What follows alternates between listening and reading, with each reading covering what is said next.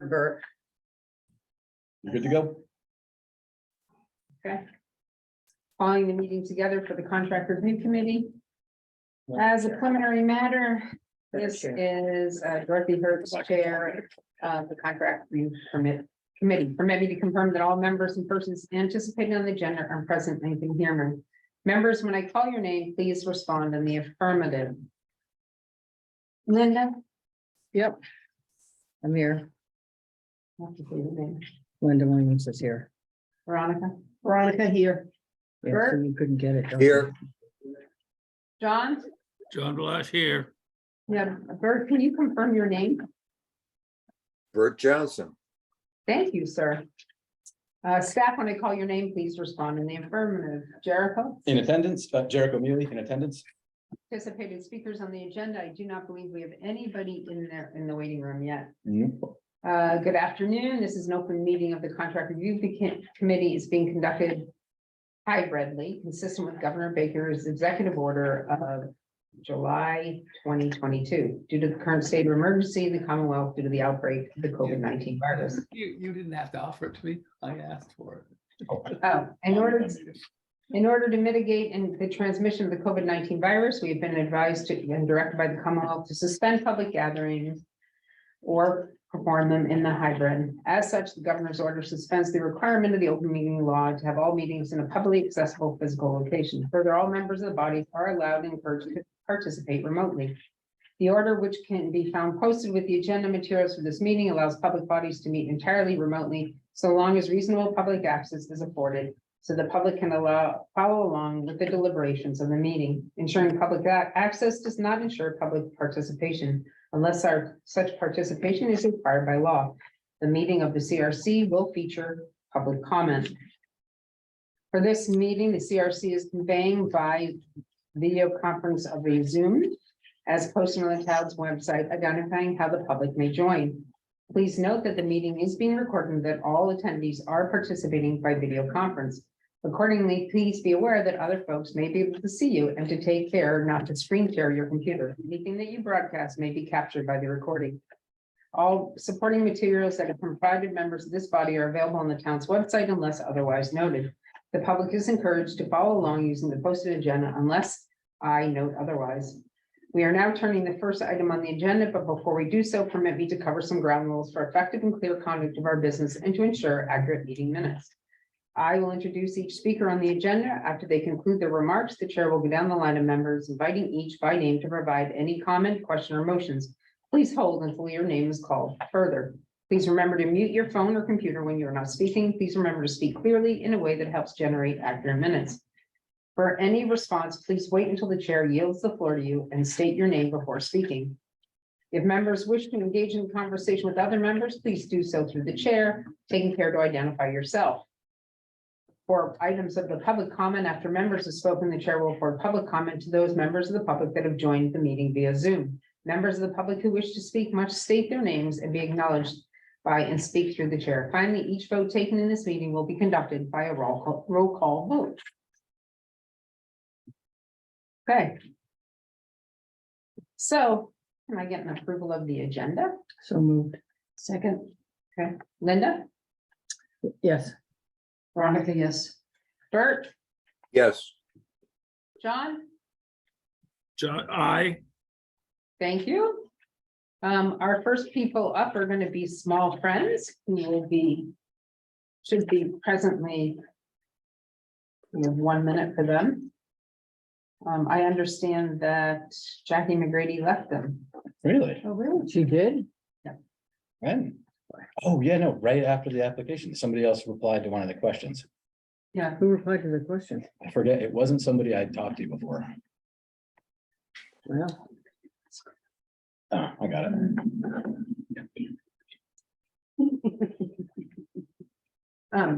yes, I think she went to visitor services, no, right? I think so. I think she told me she said visitor services. that's a whole different ballgame because she's not the director. I know the director. Chantel's the director. No, not director. I think she just went to work there.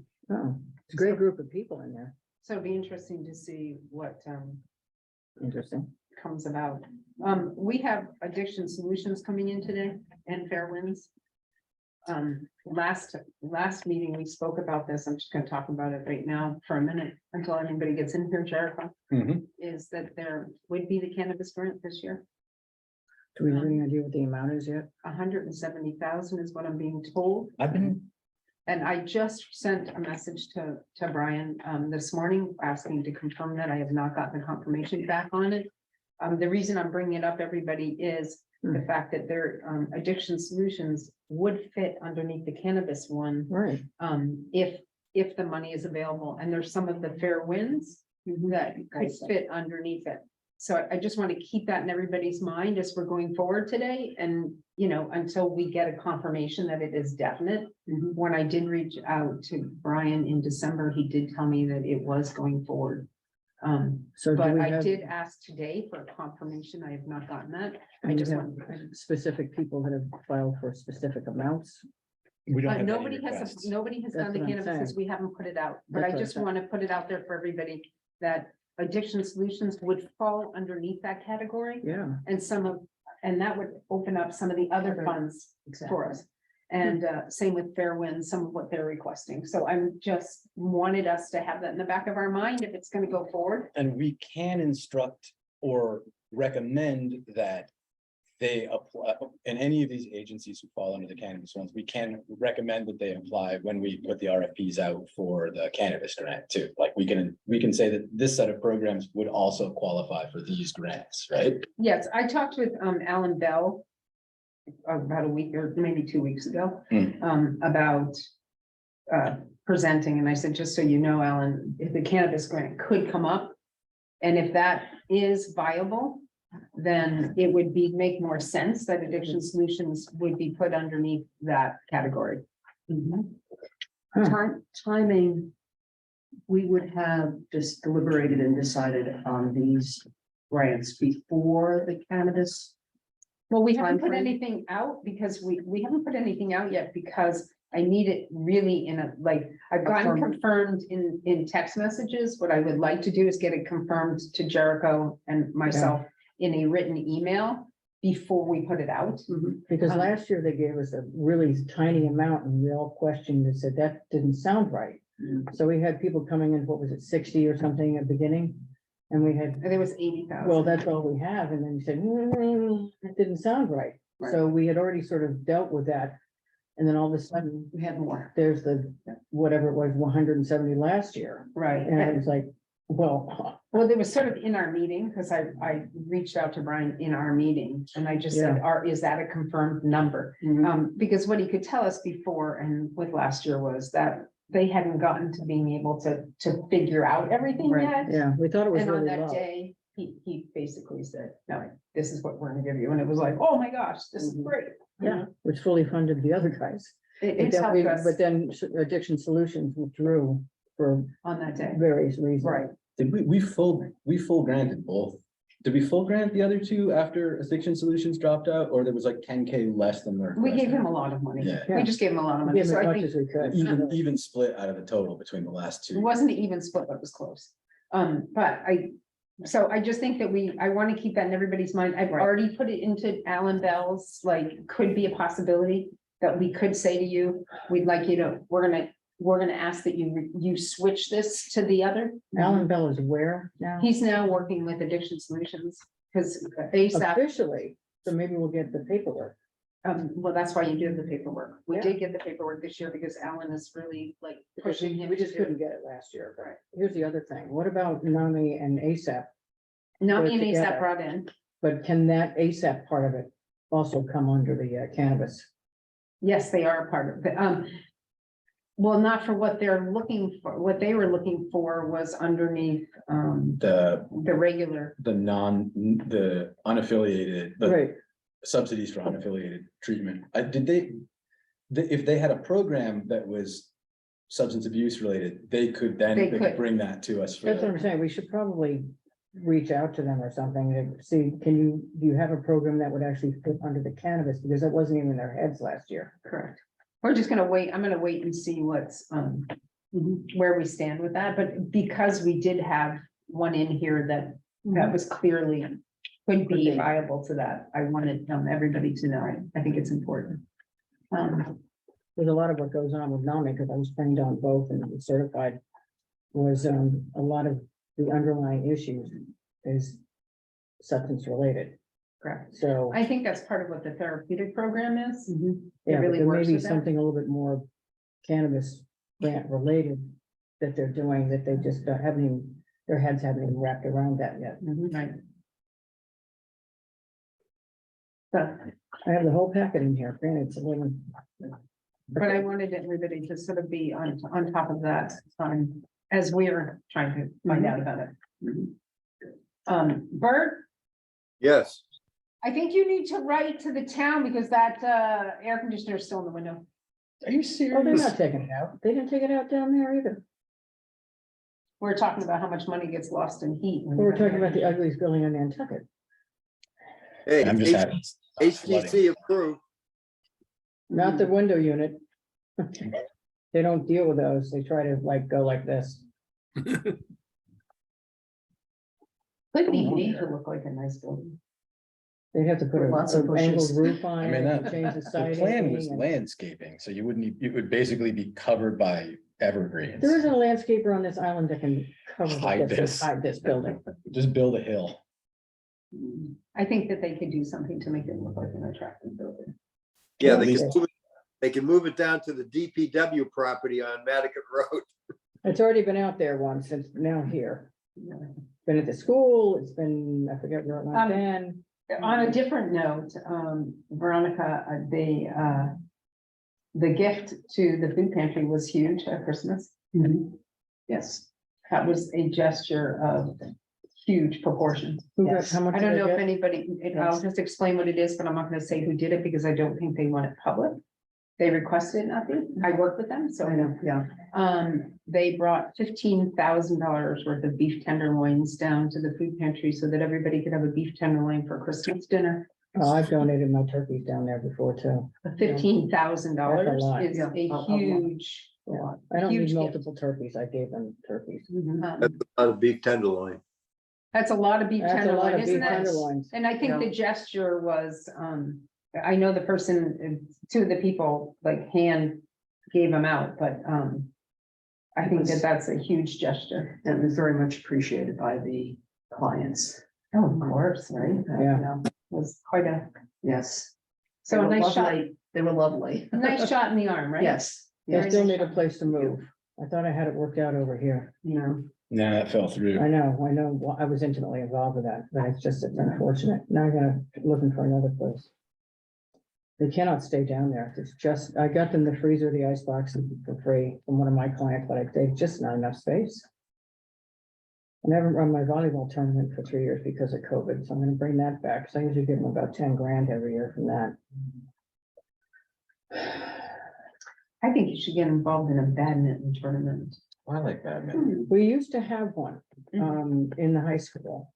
But I think Evan was still in school then. He's been out since 15. Yeah, the kids used to do it. It Remember, was a lot of Coach fun. Webb used We to all do it. signed up. There's a lot of teams and stuff. Coach a lot of Webb fun. had There's that on, Webb and too. then Mr. Allen too, the Jamaican physics teacher. He loved badminton. Oh, there's some heavy duty badminton people in We there. have a great volleyball program right now at the school. When did that happen? Did they just start? 5 years, last 5 Yeah, years. we It's a battled really to great get it. program. That's good. No, we need more more The sports. girls have been outstanding. Yeah, I give them my extra volleyball. the shirts every year. coaches are amazing. Well, he has quite a stellar past coaching. Because Andrew usually works with me at my volleyball tournament, but it's just, he coaches them well, they behave properly. Because I played varsity volleyball in high school. He's what do you call it? His love comes through the game, Mhm. which is really cool. Yeah, I mean, he's just like And his obsessed with it. respect of the student. He worked with my son a lot. Sorry, we Counselor. are they really late. Who, do they Do you know know they're who- supposed to be coming today? If the Yes. person is new, do We they got, know? we got everything, we got confirmation emails on everything. From the new person, not from Jackie. Yep. Yeah, she hasn't been there for a while. Do they know where we are, if they're coming in person? Everybody got the link and everybody got the address. And I think at least one of these agencies was here when we couldn't make quorum the other. Right, that was Dixon Jocelyn Solutions. Jocelyn from Solutions, yeah. Motion stations. Does Sorry, anybody I'm have just any double contact checking this information? one. I've got the Yeah, thing no, up in front of me here. The agenda is posted and sent out the emails and got confirmations as of Monday.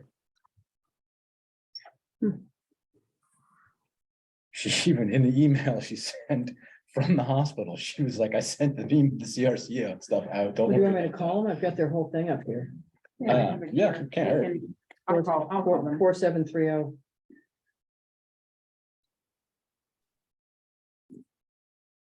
That's what it looks like, but that may be, Yeah, let me just double check on this. yeah, that's what it looks like. I think I have Jackie McGrady's. Yeah, I have hers too, but this is 2284730. No, All right, it's that's what's on the 228, form. 228-6769. I got it.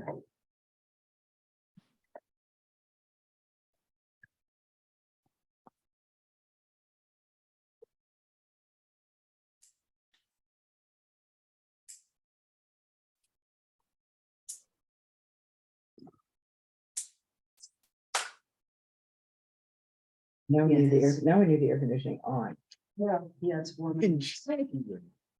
Hi, is this Nicole? Hi Heidi, this is Dorothy Hertz calling from the Contract Review Committee. Is Nicole available? Thank you. Okay, Could have been miscommunication. could be. We just don't know where this building is. Also could be that. The town ugliest building. When we're doing clinics here, that got everybody here really easily.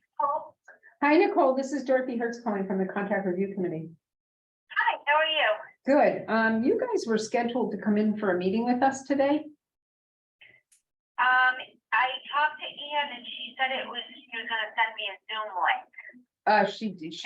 I would assume that you got the Zoom link. I think it was sent out on Monday. I didn't, and I actually called this morning and I emailed her this morning and then I called him up the message like 45 minutes ago because I was nervous She's not in and I the hadn't office. gotten right. anything yet. Okay, so we're sorry about that. What happened is Anne had a medical emergency, and so she's not, she has not been in. Yeah. So is there any way that you could, if we get you the link right now, chime in with us? Let me, Yeah, email address. He's Okay. what's gonna happen is Jericho is gonna send you right here. Jericho, I got it here. is N Olson, see it? Oh, goodness. Yeah, Jericho's gonna send you the link right now. okay, great, good. Yeah, I'll keep my eye out for it. I'm ready to log in as soon as I get it. Okay, and I'm so sorry and thank you so much for picking up the phone. No, no. worries. I'll do it just a minute. Okay, fabulous. Thank you. Bye-bye. Do you feel like you're hermetically sealed in this building? It's very stuffy. Very stuffy. We should probably turn that on just to get air, Well, because I'm dying in here. can we just open this to get you? Do you think it opens? Oh, I think so. Do They should open. you think it's gonna open? I'm gonna. Because it's really. Yeah, I'm just. You're not. Olson and friend. I can Are they open it. serious? I can open the door and put a chair in it. Here, I'm gonna open the door. I'm gonna be. I've been in here when that thing's going and, I thought the door was and you open. you can't hear No, anybody the talk. noise, yeah. Because unfortunately, I've sat on that side of the table and all I hear is that. I can't hear anything over here. Jericho might legally allow. Yeah. What I like to do. Just open it. Yeah, that should be fine. Gotta let some air in here. May not be enough. This seriously won't open? It says right here, do not open windows. Yeah, you can't trust that one anyway. Didn't Do not open windows. Didn't we have them open I thought all, we did this, summer. and we had them open all like during the clinic? Well, Feel breeze coming. This is. Yeah, it's It not may like be, there's air it may be exchange. because it might fall out of the building. Let the window. NOLSON Okay, anyways, we have Linda here and it's really wonderful, at but she. small friends, Because I don't see the other ones up there yet. How long do we give them? these Half days? hour. Half hour? Habitat should be coming up there at some point just to be up there. So after today and next Wednesday, we reviewed all of them as we did the first batch. Okay, And then we have to go into deliberation. okay. So we confirmed next Wednesday? Because that's what I was missing. That's what you and I couldn't get an answer for. The 19th is confirmed. Okay, Anne sent you the agenda with this one when she sent it out. Is it, yeah, and that's actually, That's the still at agenda 1:30? says Friday, January 18th, but I assume it's Wednesday, the 18th?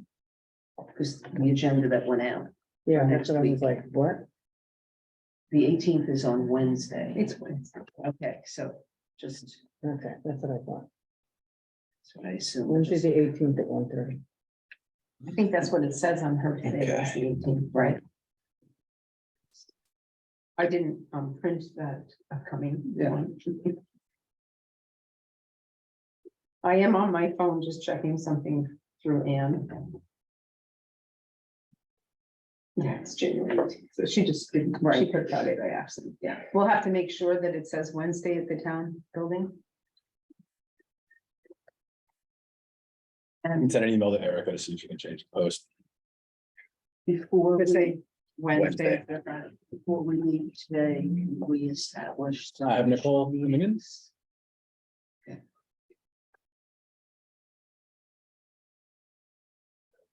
There we go.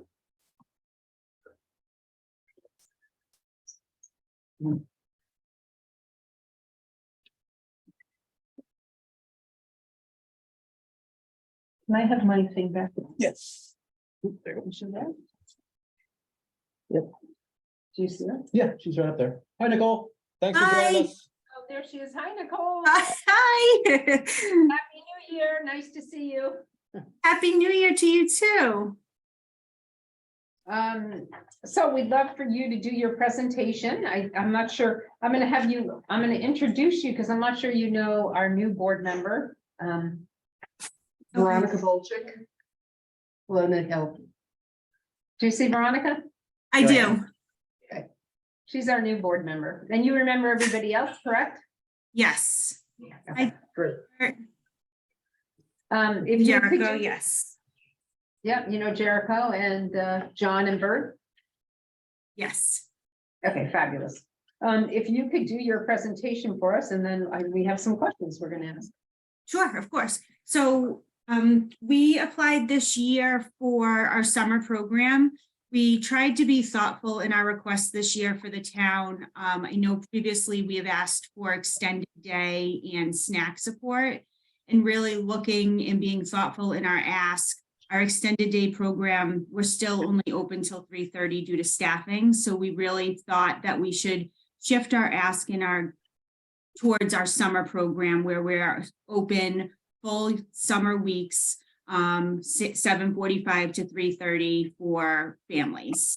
So taking out the snack piece, our snack expenses are really minimal. So again, to be thoughtful in the ask, our biggest expense is staffing the center while we were open and extending that throughout the summer. So we're full year.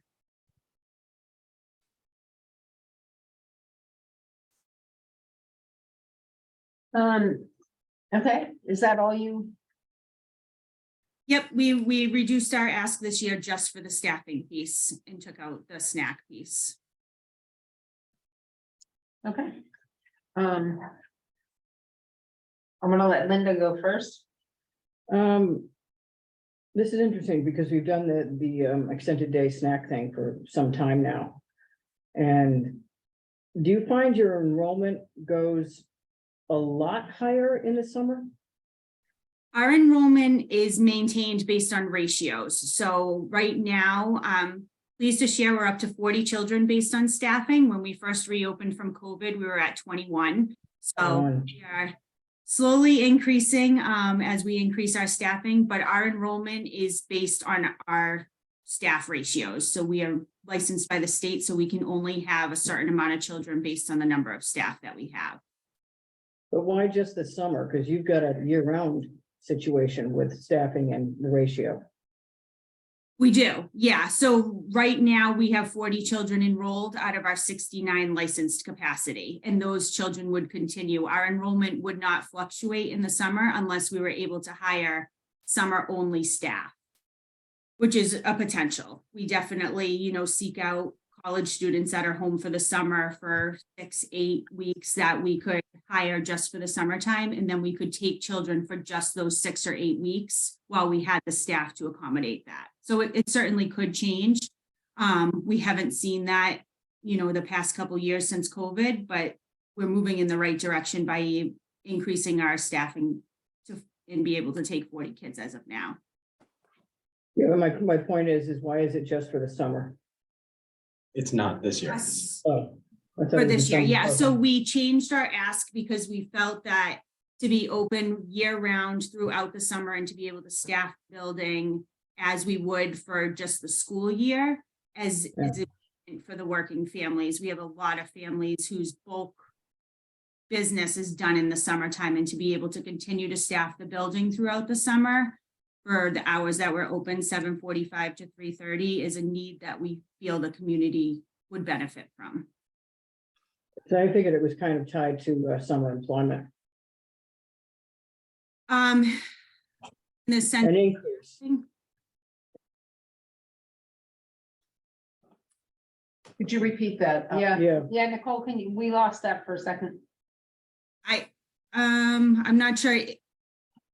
The last question, was it, I didn't understand the question. Was it due to staffing for the summer? yeah. Well, it was that people work in the summer and they don't necessarily work in the winter. Right, so I would say we have a significant portion of our families are landscapers. That a bulk of their business in their busiest time, maybe they work for the restaurants or the hotels, so there's definitely a need there. And then we have about, let's say, a quarter of our families are hospital, fire department, police department, public school. So those are kind of a portion of the year-round families. Thanks. Nicole, I have a question with staffing. Are you having any luck with hiring more? Sure, so we hired in September. We were able to hire 2 new staff, and unfortunately, they lost their housing and had to move off. So we had them for about a month and a half, almost 2 months, and unfortunately, they were sad to leave, but they just didn't have a choice. And then most recently, we hired another new staff member that actually started today. Today's her first day. So we have seen some interest. This is probably the most interest we've seen in 2.5 years since we reopened from COVID. So we are certainly starting to see some activity, whereas before we weren't even getting any inquiries or any applicants. So we feel positive that we're moving in a good direction. And then we had another new employee start the end of November. So we had 4. We have 2 right now because we lost 2 due to housing. Wow. So Nicole, when that happens, you can open up the availability of space, but what happens when you lose those 2 employees Yeah, to those families? Right, so when we hired those new employees, we didn't enroll new children because myself has been in the classroom, and also the administrative assistant has been in the classroom, covering breaks and bathroom breaks, which is really not something that we should be doing administratively per the Department of Early Education and Care. So we were kind of getting ourselves back to neutral and being where we should be with those staff. So now we're in the classrooms minimally with these 2 new staff that have recently come on board. So now we're just kind of filling in as needed to maintain ratios. And do those staff have year-round housing? I mean, that's a personal question, but. The 2 staff that are new and are here now, yes, have year-round housing. Oh, that's good. May I? Yeah. until it's sold. I just wanted to ask a quick question. Hypothetically, if you lost staff when you were at full enrollment, children would have to leave the program?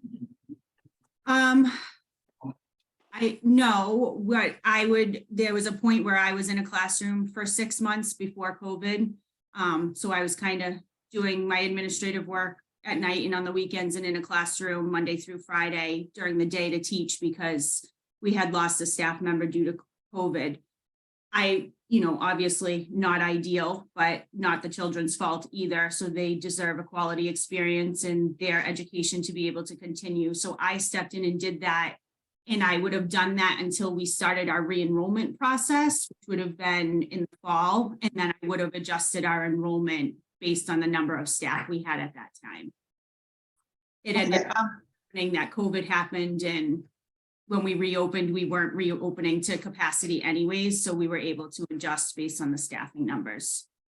Thank you. That was my I have a question. couple of other questions for you, Nicole. Sure. How do you find your salaries? Are they competitive enough to maintain staff? I think they are. The board approved a significant increase for staff last April, which we were able to support some staff that were having conversations about leaving or were struggling because they didn't know if they could make ends meet with the existing salary wages. So I think that was a significant difference in our rates. And the board has on discussion for this month's board meeting and additional increases for this fiscal year for them moving forward. Okay. Salary. I did have another question then. No, I can't remember what that question was. Give me one second and I will, It'll come to you at I 2 will, o'clock in the morning. Yeah. I will Yes. definitely remember what it was. Absolutely. Sorry about that. John, I'm gonna let you, if you have questions, and I'll come back to myself in a minute. Well, I really don't have any questions. I think anything I might have thought about has been well covered by the conversation up to now. Bert? Yeah, my only question would be, what sort of a program do you have to try to recruit more people? Do you go after any of the Cape Cod Community College or any of those places to try to entice some people to come over? We have, yeah, I've been in contact with Cape Cod Community College. Unfortunately, their response was they're seeing this struggle in the field across the board, although we have some added challenges due to our location.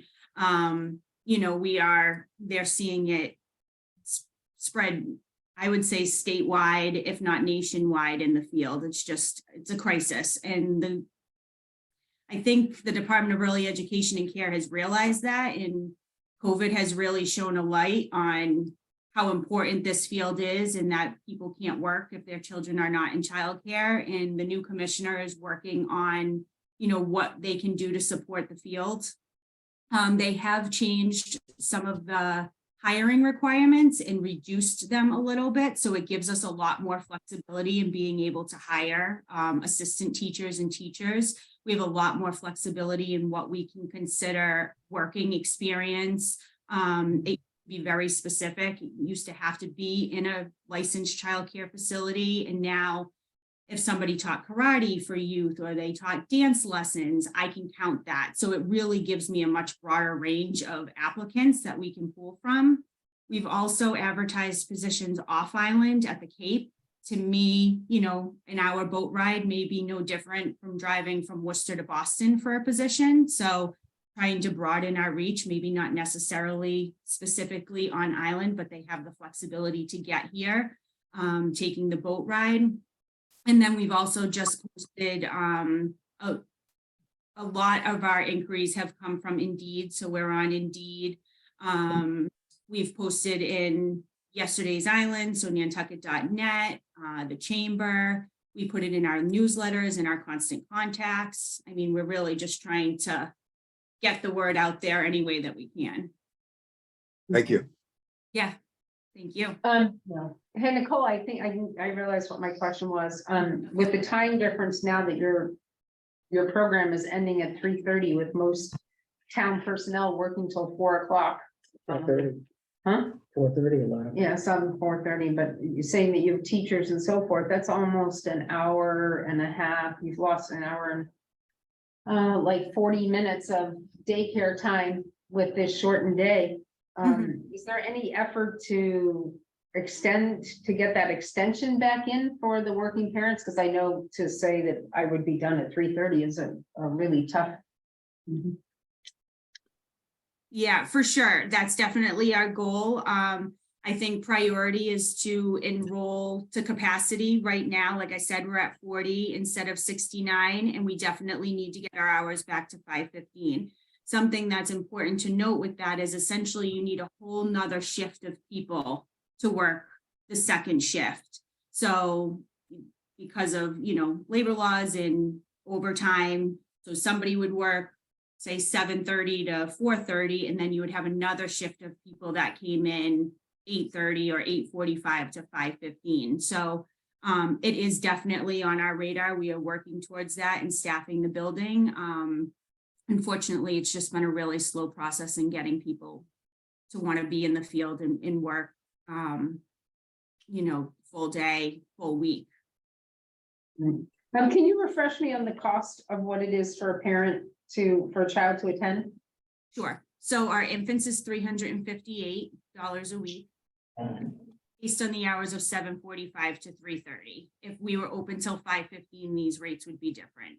So our infants, $358, our toddlers are $337 a week, and our preschoolers are $325 a week.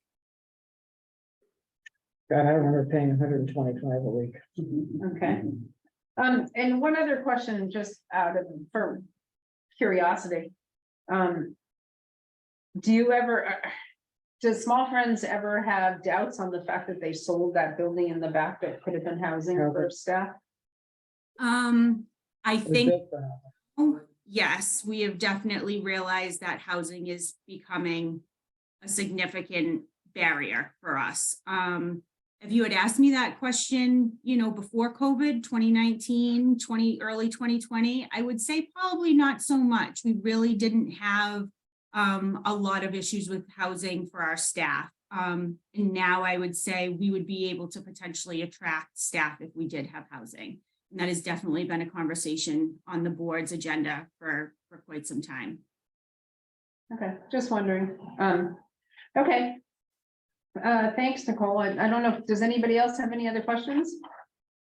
Okay, Nicole, thank you so much. I really appreciate it. Yeah, thank you. Thank you all for your time. Okay, Thank you, Cole. okay, bye-bye. Is our next person there? Habitat. No, but I did just get a text from Roberto saying that Alan Bell did not get the Zoom link. I forwarded it to him, so he should be able to join in. Who's coming from Habitat? Habitat Jennifer? is, I believe it's Jennifer, and I had an email exchange with her earlier today. She wanted to confirm and get the Zoom link. So she got the Zoom link? Yeah, A Zoom link, or is she coming in? she asked for a Zoom link, so I'm assuming that. I just wanted, I'll get it into was use for very this. interesting. I had the pleasure of working the Boys and Girls Club party, Christmas party this year. I've done it a couple of years, and boy, I know this is totally off our topic, but what an amazing director in Jamie, and how he has recruited staff, and part of it's the housing, because he's brought them from all over the country. Right. Well, we But have I- housing, we built housing. for them. I know, I'm saying that it's actually like the World of a difference, Yeah. to see their staff together. Not only do they work on a constant basis, but when I watched it, I was like, Jamie, whatever you've done is amazing. Because their continuity, they're happy together, they're laughing, and they enjoy going to work. Well, he's dynamic. He's Because amazing. I've worked with Jamie for 8 of my kids went to the Boys and Girls Club, and I coached there for decades as a basketball coach for the boys, not the girls. And just working with him as the sports coordinator all those years was he's amazing. fantastic. I mean, he loves it. He's seeing kids of kids now. And without that Boys and Girls Club, this island would be in one big trouble, because Aaron went when they were only allowed to go, my daughter, on Friday nights. And it was the Boys Club when Earl had it. And then it became the Boys and Girls Club, Title IX, all the rest of the pressure came in, so it became the Boys and Girls Club. And Aaron went in there and wanted, at the age of 7, wanted to play football.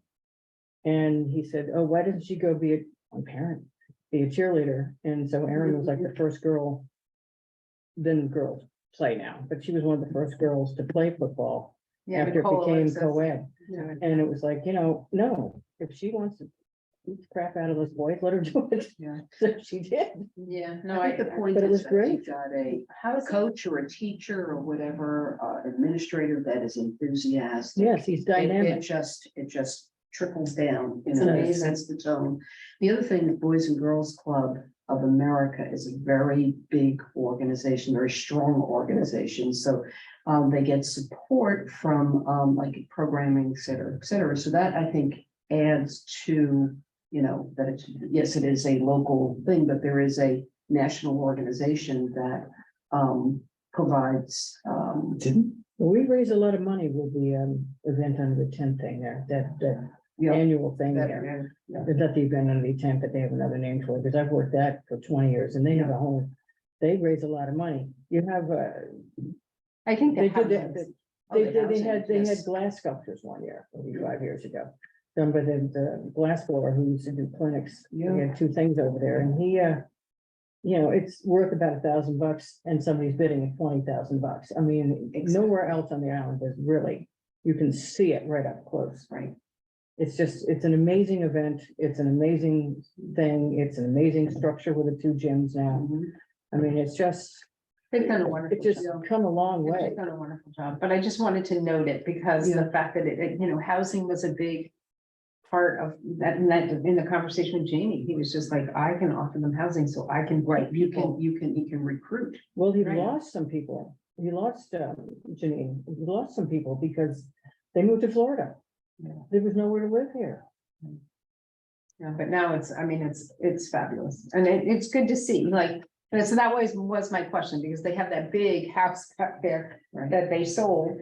And When it did was they- really when did they sell that? We moved it in there for them. 2019 2009. or 18, Yeah. yeah, they sold it right before COVID hit, and it became, and now it's some kind of bistro. Was that They were. turned into capital for their program or to have that they Well, sold? I think it might have paid off some of the building. That building was not a cheap building to build. Okay, And they had some, I think they had, They had some debt, yeah, I believe I remember that. but It they was, really. you know, what, in long run, it was sort of like, at one time, we had a halfway house here.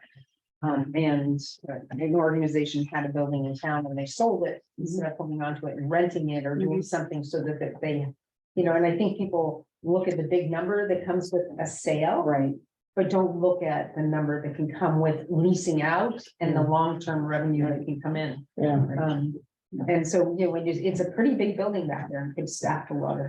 a lot of restaurants ended up buying houses for staff. right, right. Well, Because just where the else are you big- gonna the do big, it? House that was moved last week. is it? Yeah, she's, Denise is, they're gonna put staff in there. Yeah. Who's that for? That's Charlie Noble and. Charlie Noble Backyard. and Backyard Barbecue. Yeah, It's basically the only way you're gonna be able to hold on to staff for summer season. Absolutely. I mean, they're all short. I mean, we still, for the third year in a row, restaurants are closing 1 or 2 nights a week, and they never did that in August. right. And they're burning out the staff. John Keane is open year round, and he's having trouble getting year round staff. I mean, he's got housing for his chef, but it's, the waitresses and the bus boys and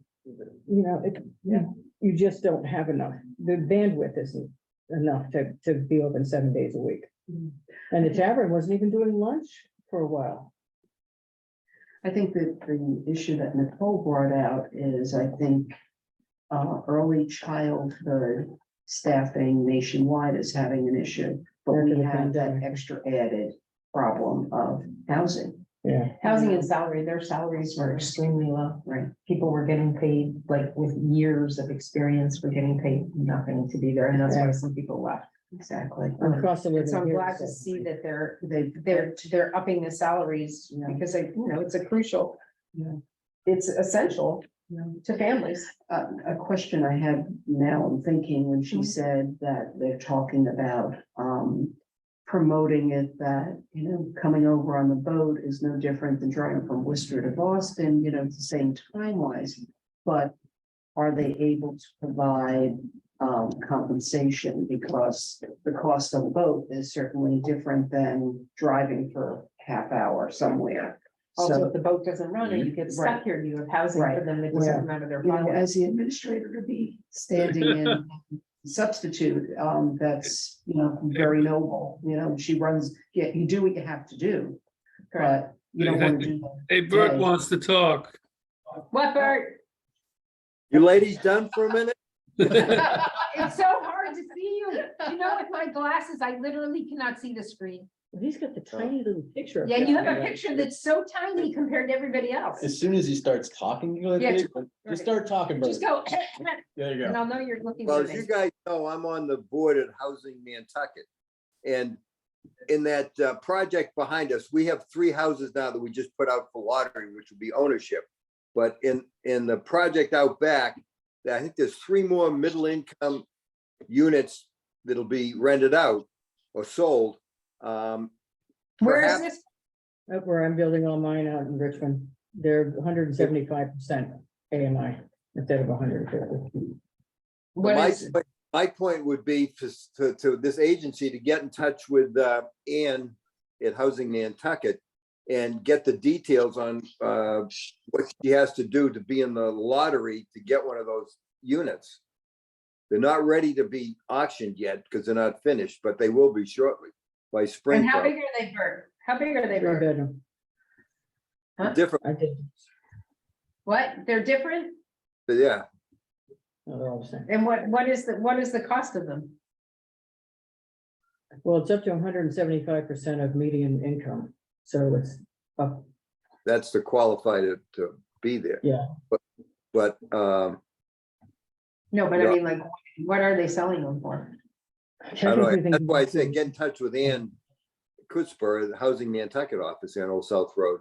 She has all the details and the last time I think she handled they handled the lottery raffle for those houses.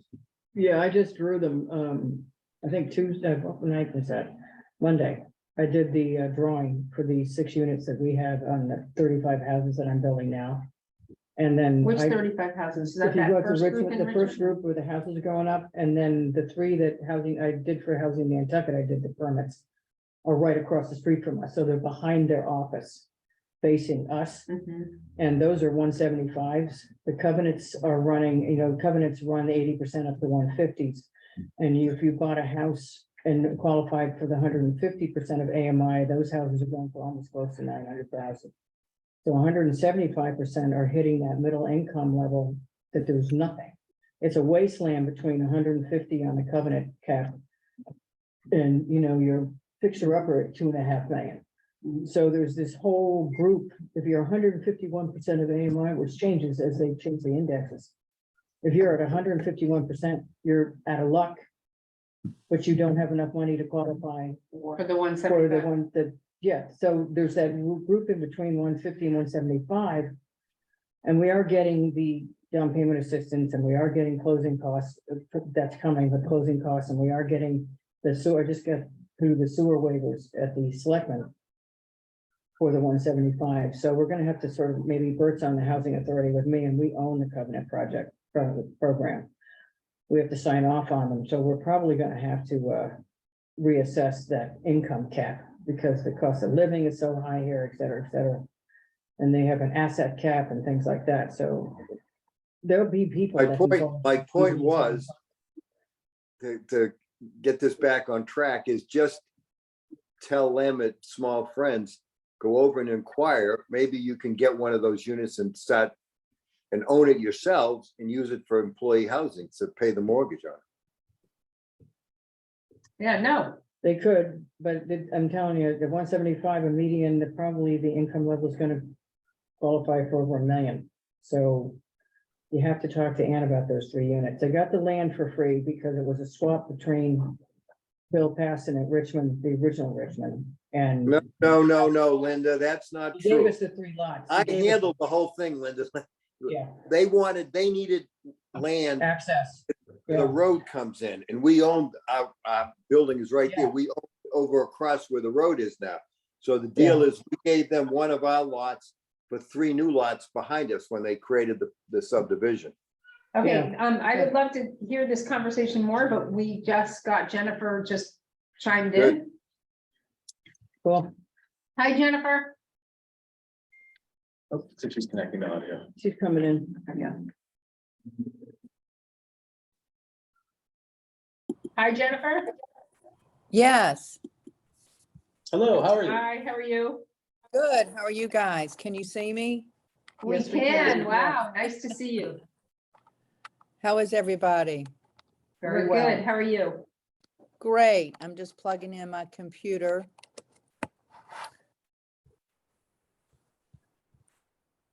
I'm all set. Fabulous. I know that you've never done this before, so welcome. I'm gonna introduce the board to you because this is a new experience for you. And then what we'll ask you to do is make your presentation and then we'll ask you questions, okay? Okay, sounds great. Okay, so we're gonna start, you know me, Dorothy Hertz, I'm the chair. And I'm gonna move it around the table and then the other two people that are in on Zoom. Okay, hi Veronica, it's Veronica, Jennifer, we know each other. Yes. Hi, how are you today? And we go back a long way. Yes. Hi, Linda. I, Okay, and the rest I'm is, John Balash, and I don't think we've ever met. I don't think so, John, but your face is very familiar. Uh-oh. yeah, that's a problem. he's been around. Hi, Veronica. Fortunately, they don't publish pictures on the rap sheet. Or they're in the post I was office. about to say, I thought you were on the Yeah. wanted sign in the The post office. Hi, Veronica. Bert Johnson. I've seen you around the island, but I don't think I've ever met you in person. I don't think so either, Bert. Nice to meet you. And Likewise. Jennifer, can you tell us how long you've been with Habitat? 3 years. It was 3 years this past November. Nice. Okay, if you could make your presentation to us, that would be fabulous. Okay, well, you know, we at Habitat, you know, have been, you know, building, you know, affordable homes for ownership on Nantucket. And these past 3 homes that we're underway with construction are is a single family home and a duplex located on Benjamin Drive. And what is, you know, unique about these 3 homes is the fact that these are our first homes that are SHI listed, which I don't know if you are all familiar, you know, with that term, I think we No, are. which is I'm the not- Sustainable Housing Inventory. And what is very important to that particular term in regards to Nantucket is that, you know, it is a state mandated criteria that we have to maintain, you know, 20% of affordable homes so we can stay, you know, in safe harbor. So Habitat worked very closely, you know, with the town of Nantucket and other housing stakeholders to come together for this particular lot on Benjamin Drive so we could build these 3 homes and, you know, partnership with the town of Nantucket. We have been fortunate enough to receive, you know, all of our land for building purposes, you know, from the town. And as a From result of that, specifically, Wait, Linda. it's not the town. Wait, specifically Linda, the housing Linda, authority. Linda, wait. Go on. and in particularly with this particular lot, it was noticed by a housing Nantucket board member that saw that this was a potential lot that could be built upon for, you know, affordable housing. I think that's what Linda maybe was alluding to. But with that said, we came into an agreement, you know, with the town that we would, you know, build these homes and all homes, you know, in the future to comply with the Sustainable Housing Inventory List, the SHI list, you know, under the guidelines of the Department of Housing and Community Development. So it was quite a lengthy, you know, application process for Habitat. It was the first that we have done. We were very pleased with the amount of applications that we received, which were 67 for these particular 3 dwellings. And we had our lottery about a year ago and selected, you know, 3 families. And we hope to be closing pretty soon with these particular 3 homes. What is unique with the Habitat model is that, they are required to put in 350 quote unquote sweat equity hours. So that does allow them to get, that hands-on experience and get to very intimately, know their home. And it also allows us to reach out and have, volunteers within the community. And that does also help reflect and keeping the prices of the homes at a more of affordable rate. These 3 homes, which are unique, as I've already indicated, with the Habitat model, is in the past, Habitat has been able to work as the bank, if you will, and mortgage the homes at 0% interest rate at the cost of the home. So it did not cost Habitat, anything in the rear, if you will, to build the homes. But with these 3 particular homes, because they are under the SHI list guidelines with the Department of Housing and Community Development, we had to follow their guidelines in regards to the pricing. So Habitat is having to absorb more of these costs. So that is why we, for the first time, did ask for this grant application, even though the town has been, very supportive with us and helping us, with building homes. But for this particular request, we asked for $20,000 to help offset the HVAC systems of these 3 homes. We have a single family home, which that HVAC system was, $18,500. And then for the duplex, that HVAC system was $37,000.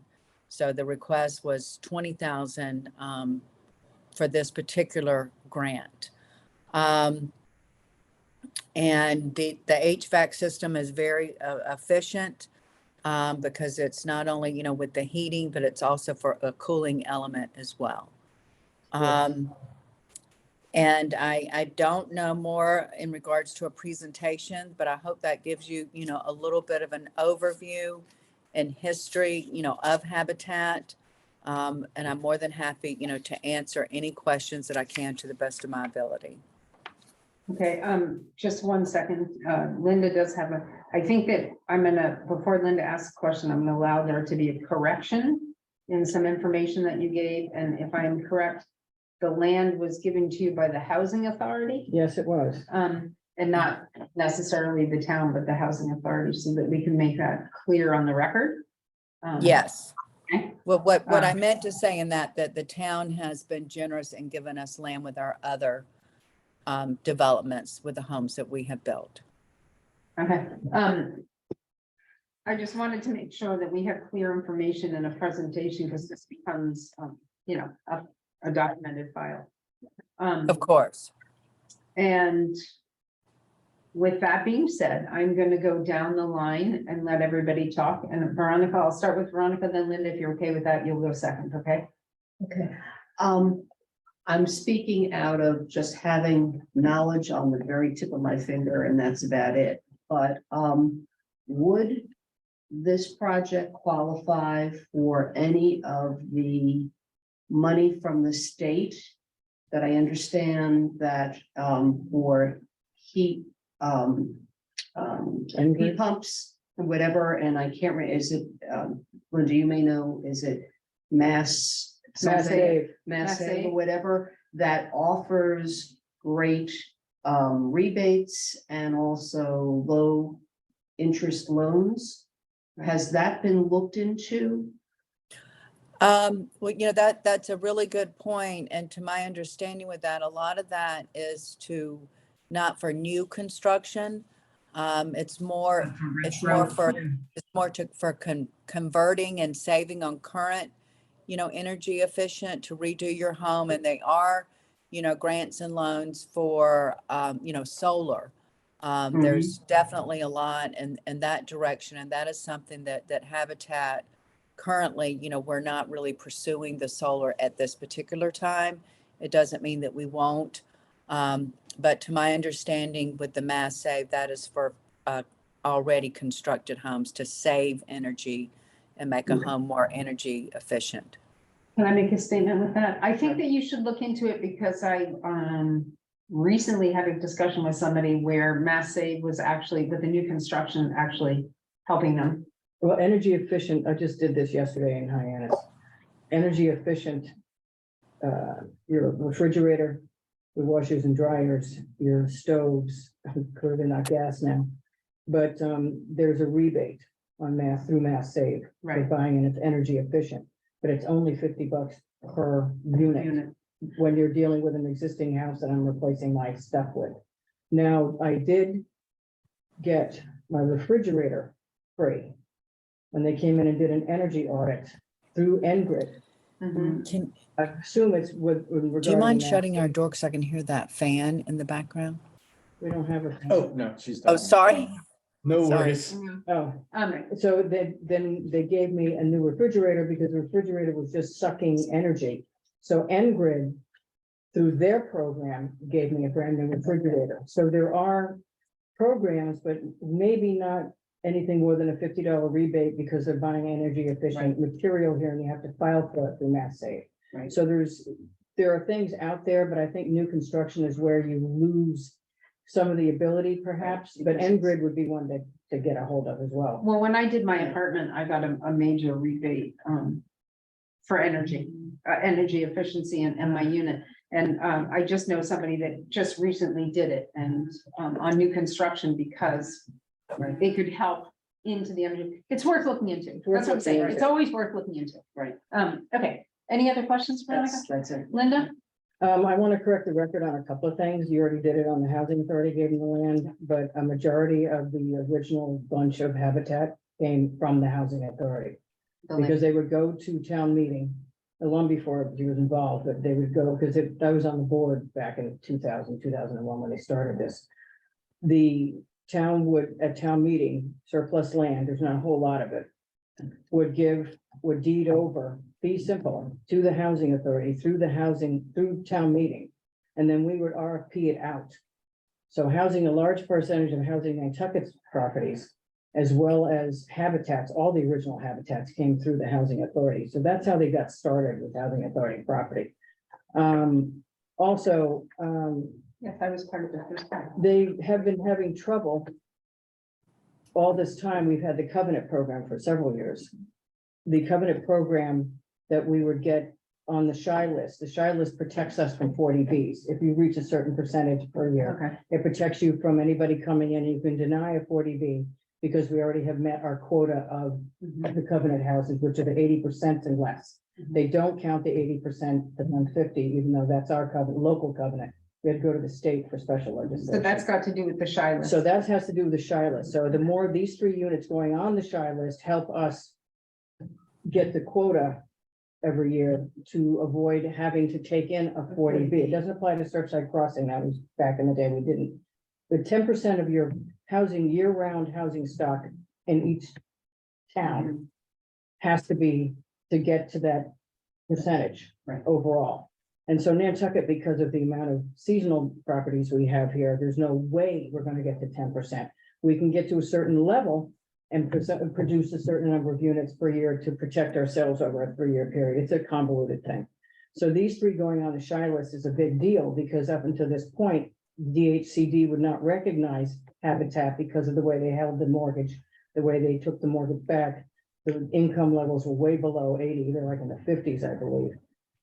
So there was a lot of problems with us advocating to try to get the habitat units onto the SHI list. So these are the first 3 of habitat that were allowed to go on the SHI list. But as she said, there's a lot of things they had to jump through in order to get them to DHCD to accept them. The only other thing I have, I know the costs have gone up. I deal with these HVAC things all the time, and I know it's way out of budget, and it's not something physically you can do as the homeowner with the 350 hours. This is something way outside that. The only thing that I have take a bone with the application is that she listed the people that have given money to Habitat to support all the Habitat units. All of it from the outside, except for their fundraising, came from Community Preservation Fund. We were left off the list of the Community Foundation and the Affordable Housing Trust, which I started. We were let the CPC funded the Housing Trust, and CPC funded all of Habitat's houses, when they came to get money from us, because they couldn't, there's just not enough man hours to fill that. So we had to pay for people to go in and do certain things on the Habitat houses, especially the more recent ones. So you've got to, when you list anything on an application about where you've gotten funding from, you must put in the Community Preservation Committee. Because we started funding you before anybody else did. And it irritates when they see this stuff, when the CPC sees this stuff come through without people acknowledging that they've gotten funding from CPC, they come and yell at me, because I've been on the CPC for 17 years. And they say, how are these people not listing CPC as one of the funders? What we're doing now at CPC is that we've got 10 million bonds we've taken out to fund the Housing Trust. There's a $5 million, and I believe we did another one. And we gave the money to the Housing Trust so Habitat can go to the Housing Trust. Instead of coming to us and nickel and diming with us, we gave the Housing Trust all the money so they can go to Housing Trust without having to jump through us, because they can get the money immediately. The Community Preservation can only do it through town meeting once a year, and you don't get the funding until July 1. So we just said, well, here, Housing Trust, you take it and give it to Habitat. But that's where a lot of that money's coming from, is from us. So when we're not listed as a funder on these things, it really irritates us, and I know I'm gonna hear about it.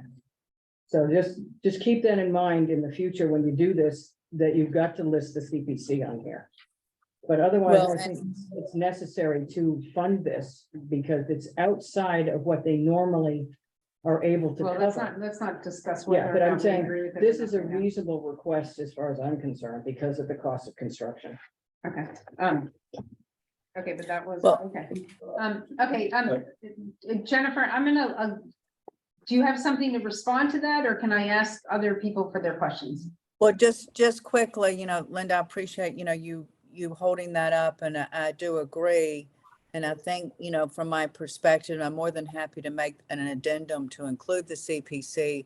But as you articulately explained, the way it's been funneled through the Affordable Housing Trust because of the loophole with the stalling, I felt that it was accurate that I had put the Affordable Housing Trust, but I will continue to include the You froze a little That's bit. okay. There you go. Jennifer, you back up there? I think you're frozen. Yeah, it looks like. We'll just let's give her a minute.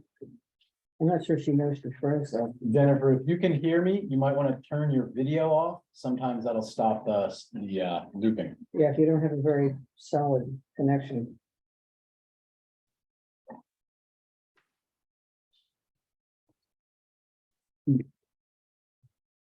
It's interesting in this one, too, Jericho, is they don't have the budget. The only budget that we got was, We have a flat, well, yeah, what they cost, she just said what they did cost, but the 20 grand is obviously gone to the 40,000 between the two. Jennifer, are sectors. you there?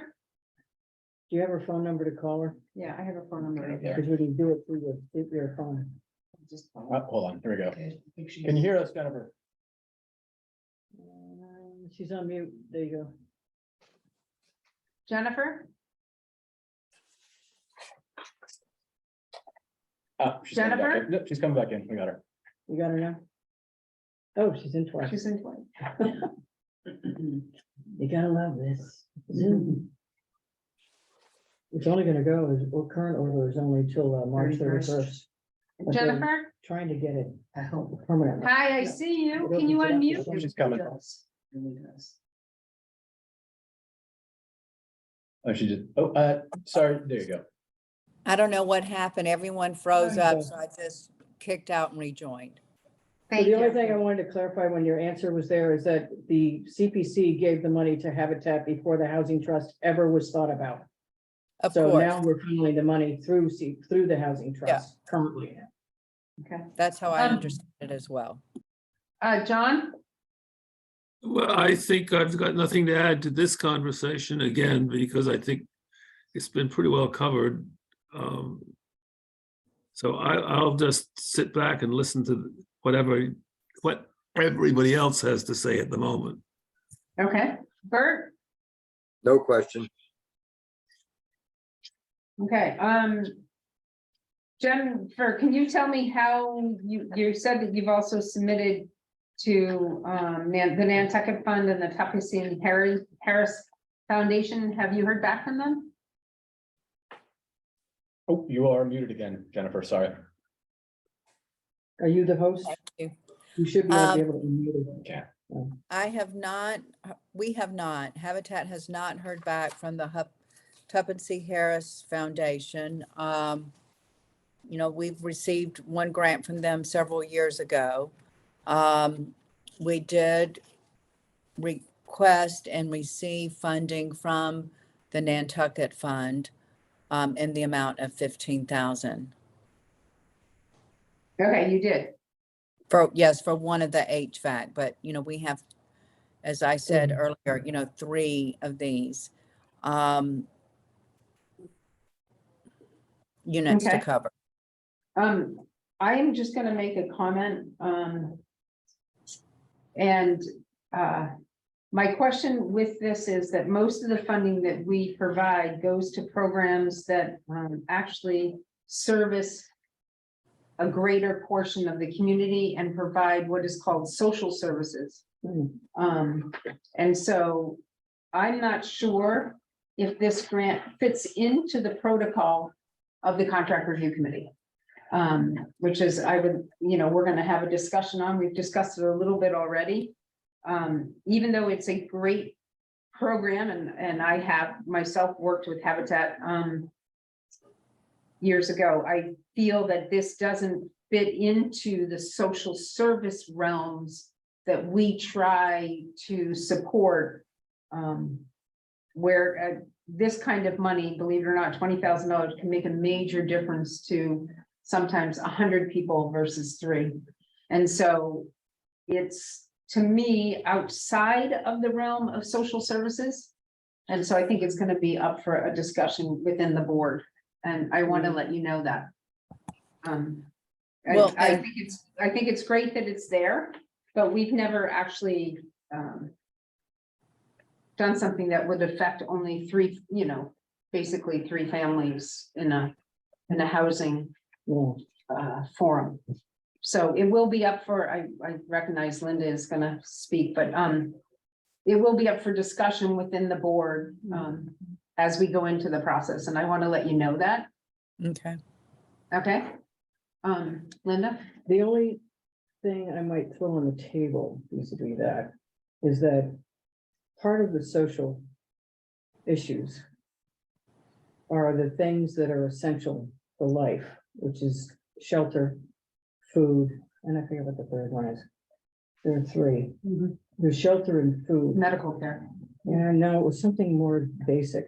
Yeah, no, And- it's medical care. And it's,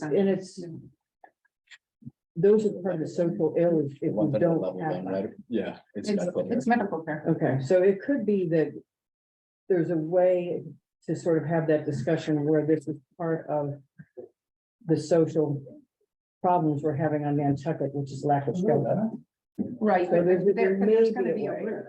I mean, they have a roof over their head. Not everybody on the island can afford air conditioning. So I think. No, but it's finally, they can't build a structure without it now, because So we're we're- gonna split. As I said, this will be open for discussion within the board. Hi, and we thank you for your presentation and for your time. And we will keep you in the loop. Okay, one quick comment, what I do want to say that, yes, it's 3 families, but when you do think of the ripple effect of providing home ownership for 3 families, it's much more than 3. So I just would want to make that clarification, that it's 3 dwellings, but it affects more than 3 people, because you think about how they contribute to the community, what they do for the community, and the fact that when we do allow people home ownership, the dignity and what they're able to contribute to the social fabric of the community is much more than just 3 particular families. So I would Right, but encourage, this funding wouldn't stop them from having home ownership, and this is, and so, as I said, I understand that, respect it, this is, as I said, we primarily work for social services that affect more than that, and clearly this money would not stop home ownership for this group of people. Our next candidate is up, and we will get Okay. back to you, Jennifer, okay? all right, thank you guys for your time. I Thank really you, appreciate thank you. it. Thank you very much. Thank you very Thanks. much. Bye-bye. Thank you, Jennifer. Good. Can I request a water break? Yeah, we'll take 5 here. Will give us 2 minutes for a water break? Please Go for do. 5, go for 5. That's very important. This second. I'm gonna buy a break. Yeah, I think we have to have. Yeah. Get it out of the way. I think medical is. I think it is medical. I know food and shelter are Right. part of the social and- issues. and These this- food and shelter are critical to the quality of life. Right. And if you don't have shelter, you can go to that food pantry 500 times a day. Right. If you don't. Hey, have Linda, shelter, there's a Linda, that- problem. that's what Google is for. Google it on your phone. I have a flip phone. There's nothing on my phone. I'm not giving it up. Come on, move up to the 21st century. All my clients want to buy me the fancy flip Samsung thing. I said, it's gonna sit in a box.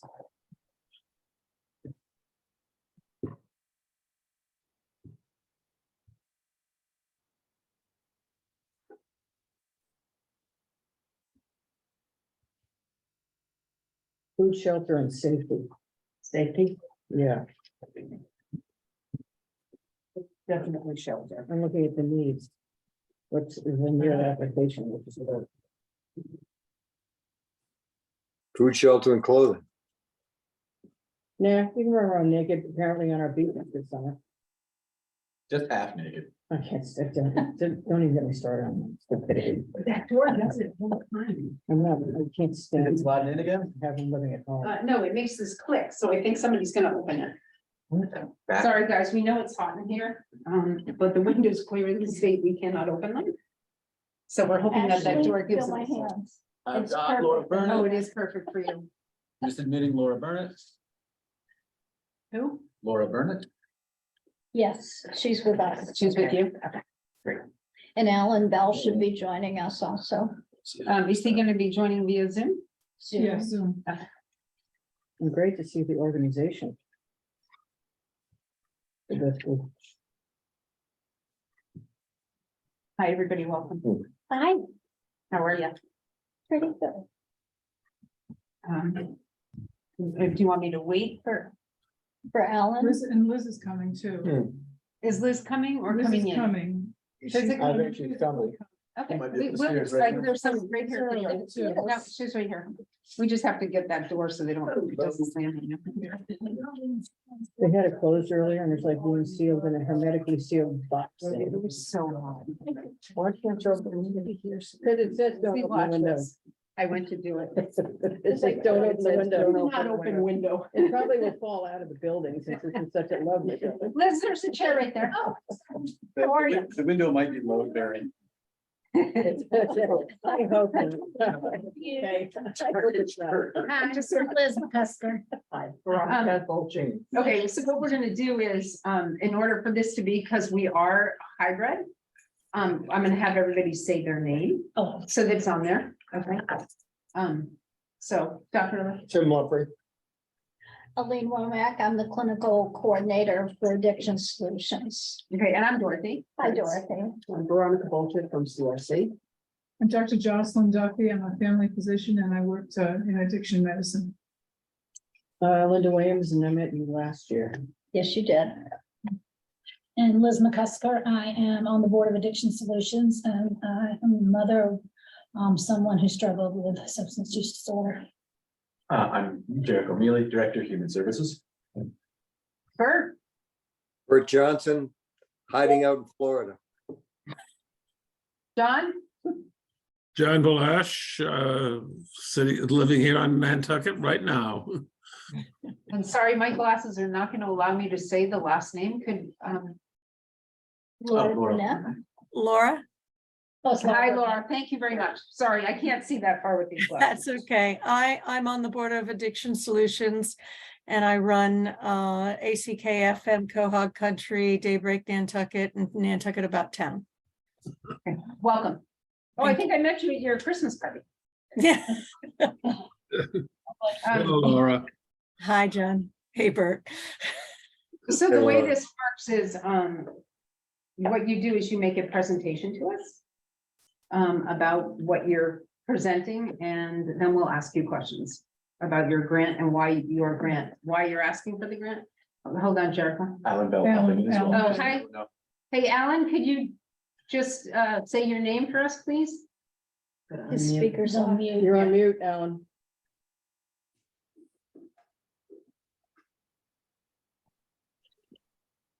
Sorry.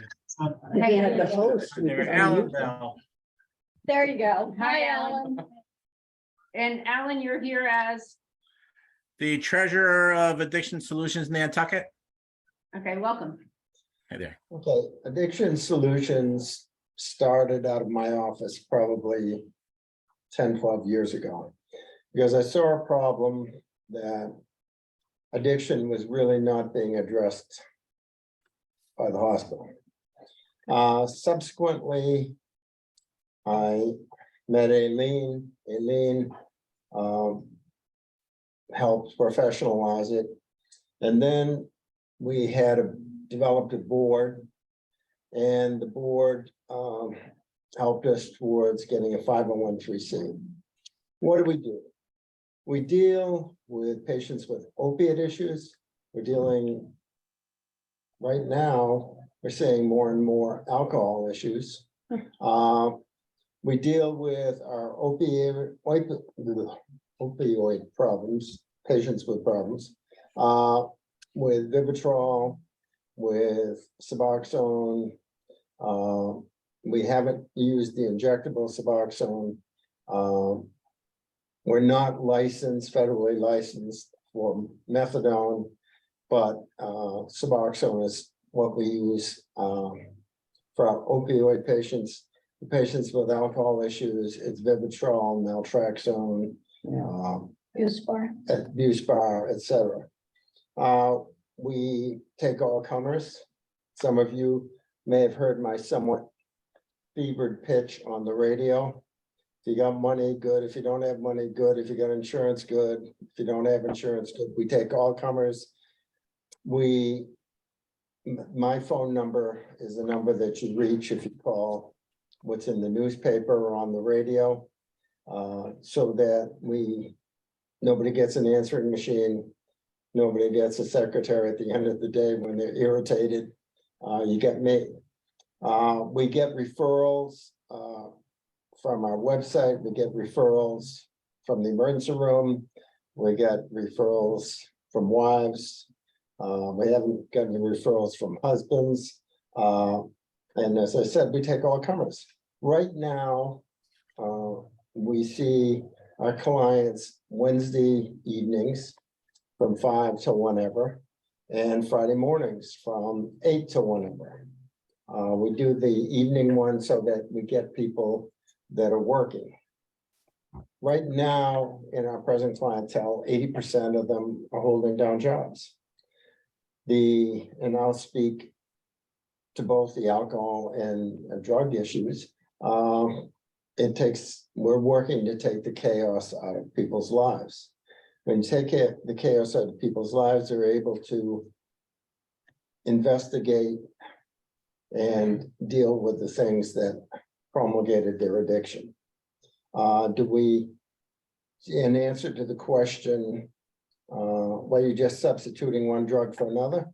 In point of fact, if you take the chaos of somebody's life, if you take it out of there, then they can get a normal life. They can use a Suboxone so they don't go through withdrawal. When patients ask us, well, can I cut down? Can I get off? We say, yeah, sure. If you're ready to, we'll do it. Aileen works out a schedule and we do that. If a client is not ready to get off Suboxone, we'll continue it. We urine test our clients every visit. Now, that may be when starting off once a week, twice a week, and then every 2 weeks, then usually every month. But we urine test them, and if somebody comes in with urine that shows they've been using other than the Suboxone, we don't kick anybody out of the program. We say to them, look, what happened? Why did you use? And we try and work with people to understand what the things were that drove them to use an illicit drug, and understand that that probably isn't the best way to go. As I said, we take on all comers. We have a memorandum of understanding with Fairwinds, which we did well before the hospital decided to get involved with Fairwinds, so that we can share things back and forth. We do medically assisted treatment, okay? Fairwinds does counseling. We stay in our lane, they stay in their lane, but we refer our clients to Fairwinds or to private therapists so that they can get that counseling and help that they need. If need be, if somebody comes to us and they don't have insurance and they don't have money, we do have sort of an indigent fund or a scholarship fund, we like to call it. And we can help clients purchase Suboxone or the medications they need. Now, do I want them making a habit of that? No. I encourage them to go over and speak at the hospital and get insurance.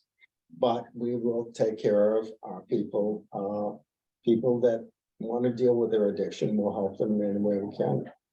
We've had probably 10 pregnant patients who have delivered without neonatal abstinence syndrome, okay? And that's important. Without what, I'm sorry. Neonatal abstinence, because you get the kid and the kid's born addicted, then that's a problem. But the kids have all gone home with their mothers. So that is a real success. Is it 100%? No, because you show up at 38 weeks pregnant, shooting heroin and smoking cigarettes, it's hard to deal with that, but that is the exception and not the rule. Our clients have been very happy. We see them once a week after 5 months.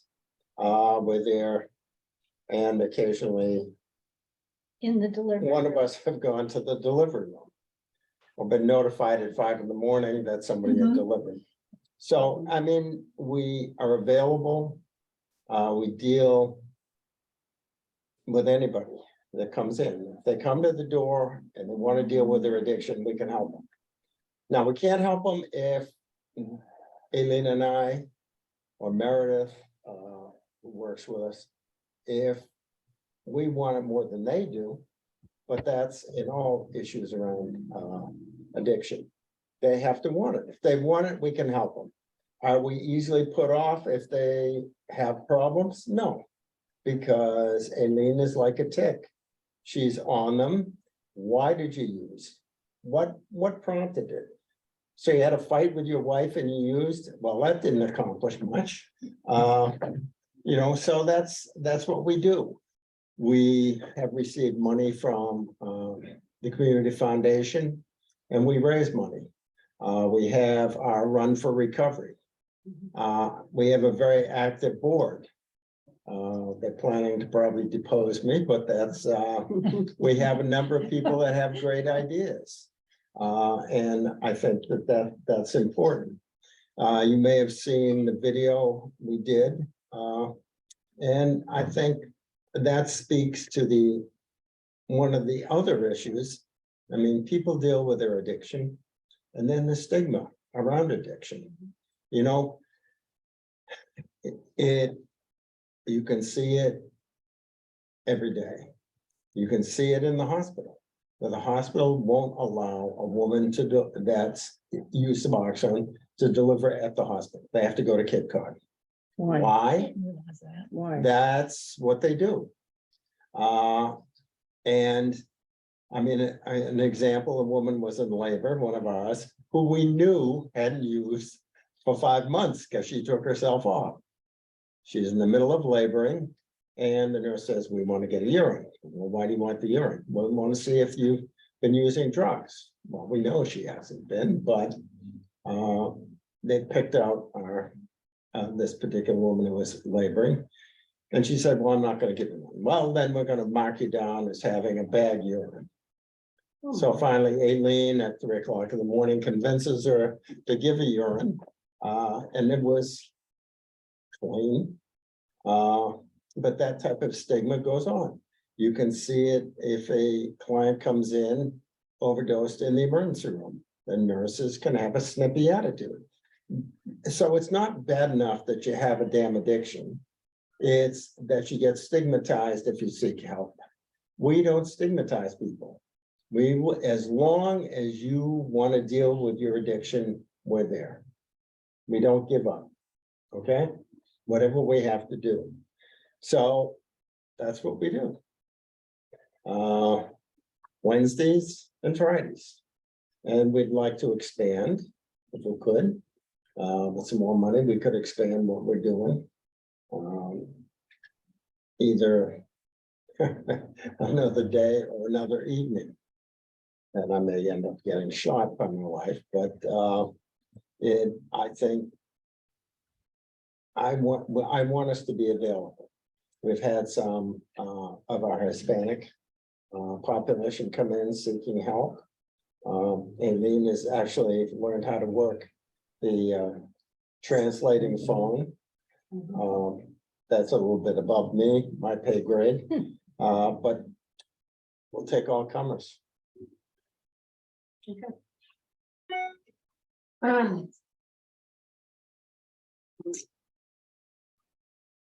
No, I'm gonna actually ask if anybody else from your board wants to make comments. Amy? Okay. I want to say that if people go without help, they're going to end up in everyone's backyard. This drug use causes financial problems. Housing. They can't keep a job. Relationship problems with their friends and their families. Emotional problems. It affects everyone in the community. It has to be addressed. We need two things together. Counseling and medication. Sometimes if the problem isn't too severe, counseling is enough, like for alcohol or whatever. But if it's severe, then you need both. It depends on the individual, on the person with the problem. It's all individual care. Okay. Do you have anything you want to add?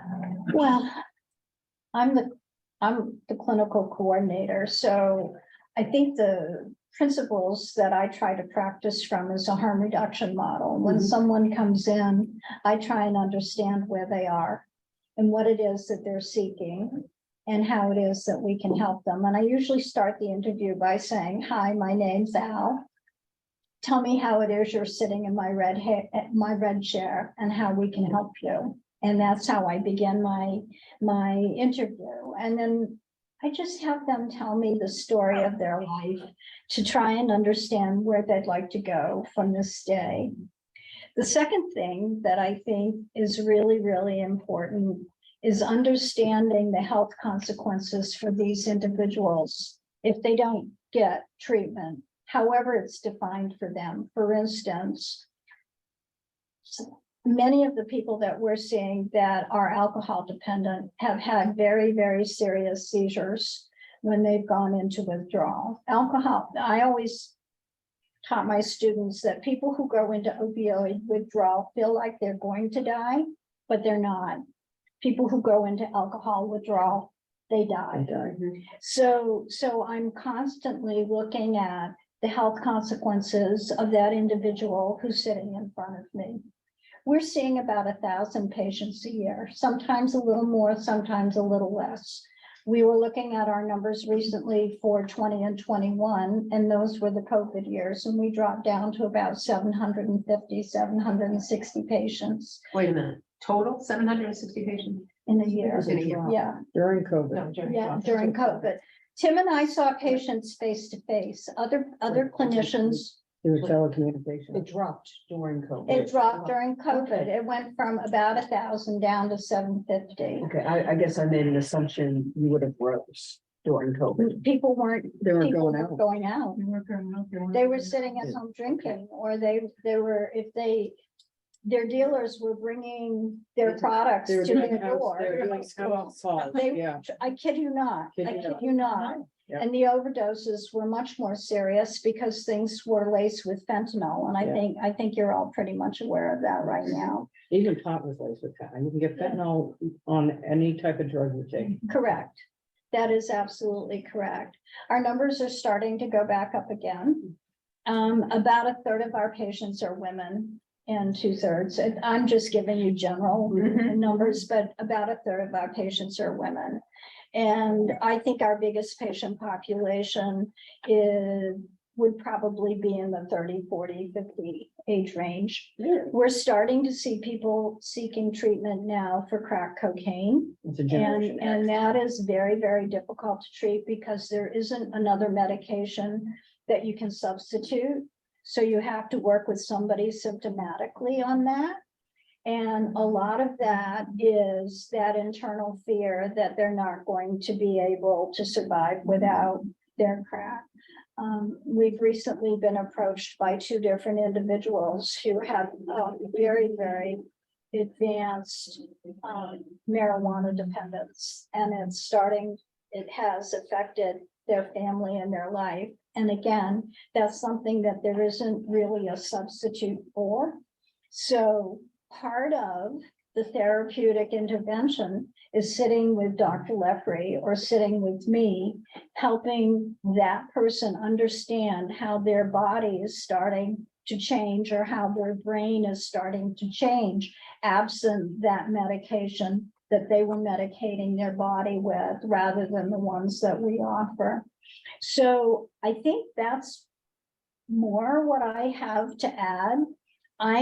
He's the pretty one. I'm the enforcer. And I'm also the one who will go with my patients to the hospital, to the clinics, to the delivery room. Whatever we need to do to make this work, we make it work. So. Okay. Sorry, we had somebody else join us and I think they disappeared. I just want to make sure that we have to. That's what the next agency. Okay, we just have to have it on record that somebody else is there. Sorry, that's the Zoom laws. Do you have anything you'd like to add? Only that until I got on the board, I didn't realize how much these two actually did, how deep their commitment and the services provided. I know when Quinn, I talked to him the first time about this, or first time he actually admitted that he had a problem because it was the stigma. He was so afraid of anyone finding out because everybody liked Quinn. And I remember your office was on Bartlett, and I remember going in there and Laura Fredericks was there. And I said, Laura, can you come outside for a minute? She said, yeah. And we went around behind the building and I had Quinn with me. And I said, Quinn needs help because he was so afraid. But I guess when I go back to, keep it short, back to what they do. The Suboxone gave Quinn the opportunity to breathe and step back, have some counseling, and then think, okay, all right, I want to take control of my life. I don't want to be on this forever. If I can help it, I may have to. Sadly, it seems for some people, kind of seems to be that way for some people, but for our case, Quinn was on it maybe 3 or 4 months. And then we got him into treatment, and he was in treatment in California for 1.5 years. No, yeah, he was doing really well, but he came back home that Christmas and something triggered it and had fentanyl in it. But had it not been for the Suboxone and the time that it gave him just to reset, to think, okay, I want to live, I want a life. And that's what did it. Because he had tried on his own for so long. I mean, I remember being in the shower with my arms wrapped around him at 1 o'clock in the morning with a blanket on him. And we're both in the shower, outdoor shower. And he said, Mom, how did I get here? He said, and then, of course, Peter took him to the emergency room and Tim met him in the middle of the night. But, yeah, it truly was the Suboxone, and Quinn was the kind of person who wouldn't even take an Advil if he broke his wrist playing lacrosse or something. He just didn't do that. I mean, this whole thing to him was just, he couldn't believe how it spiraled. But he did make it into treatment thanks to this program. And he had 1.5 years sober where he got to see, he came back, it just gave him his life back.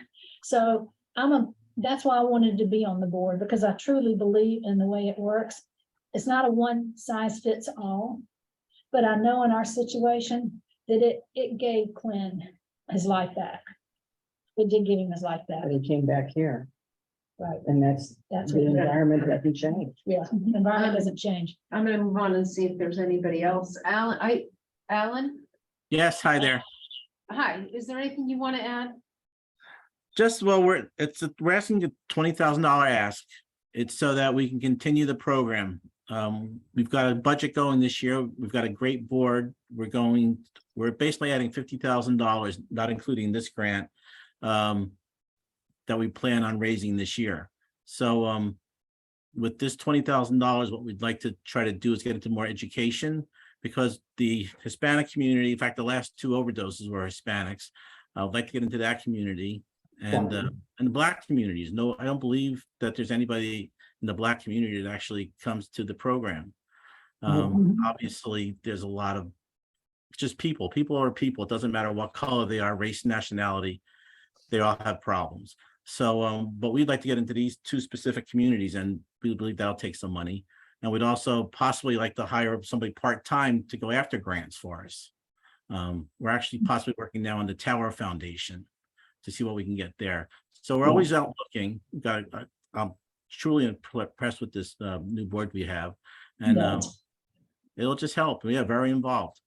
So I believe in the program. I've been on addiction ASAP, which is Alliance for Substance Abuse Prevention, for 10 years, and that just keeps on running into problems with the school, but we may be getting somewhere there. But Addiction Solutions does something. It gives people a chance to have a normal life. Linda? If I could add something, hi, I'm Arlene. I wrote the grant for Addiction Solutions. Okay, I'm sorry. Arlene, could you give us your last name just so it's on Sure the thing. Arlene O'Reilly. Thank you. And when I first started working with this group, my background is in marketing, and I usually do a lot of research into the subject matter so that we can do the job as effectively as we can. And I am very much aware of behind the scenes in search online for things like alcoholism, drug addiction, things like that. And we can narrow it down to the Nantucket zone. And there's it indicates to us that there is a lot of search for these topics that Addiction Solutions offers help in during the hours. Like usually it's late, like it's, around the 1, 2, 3, 4 o'clock in the morning type of thing. So I would imagine or suspect that there might be a lot of people out there that might want the help, they're seeking help, and then they shy away. So, this group is a fantastic group. I know they've helped a lot of people, but the need is there. So I can, show that to you guys in a report if you'd like. So that's it.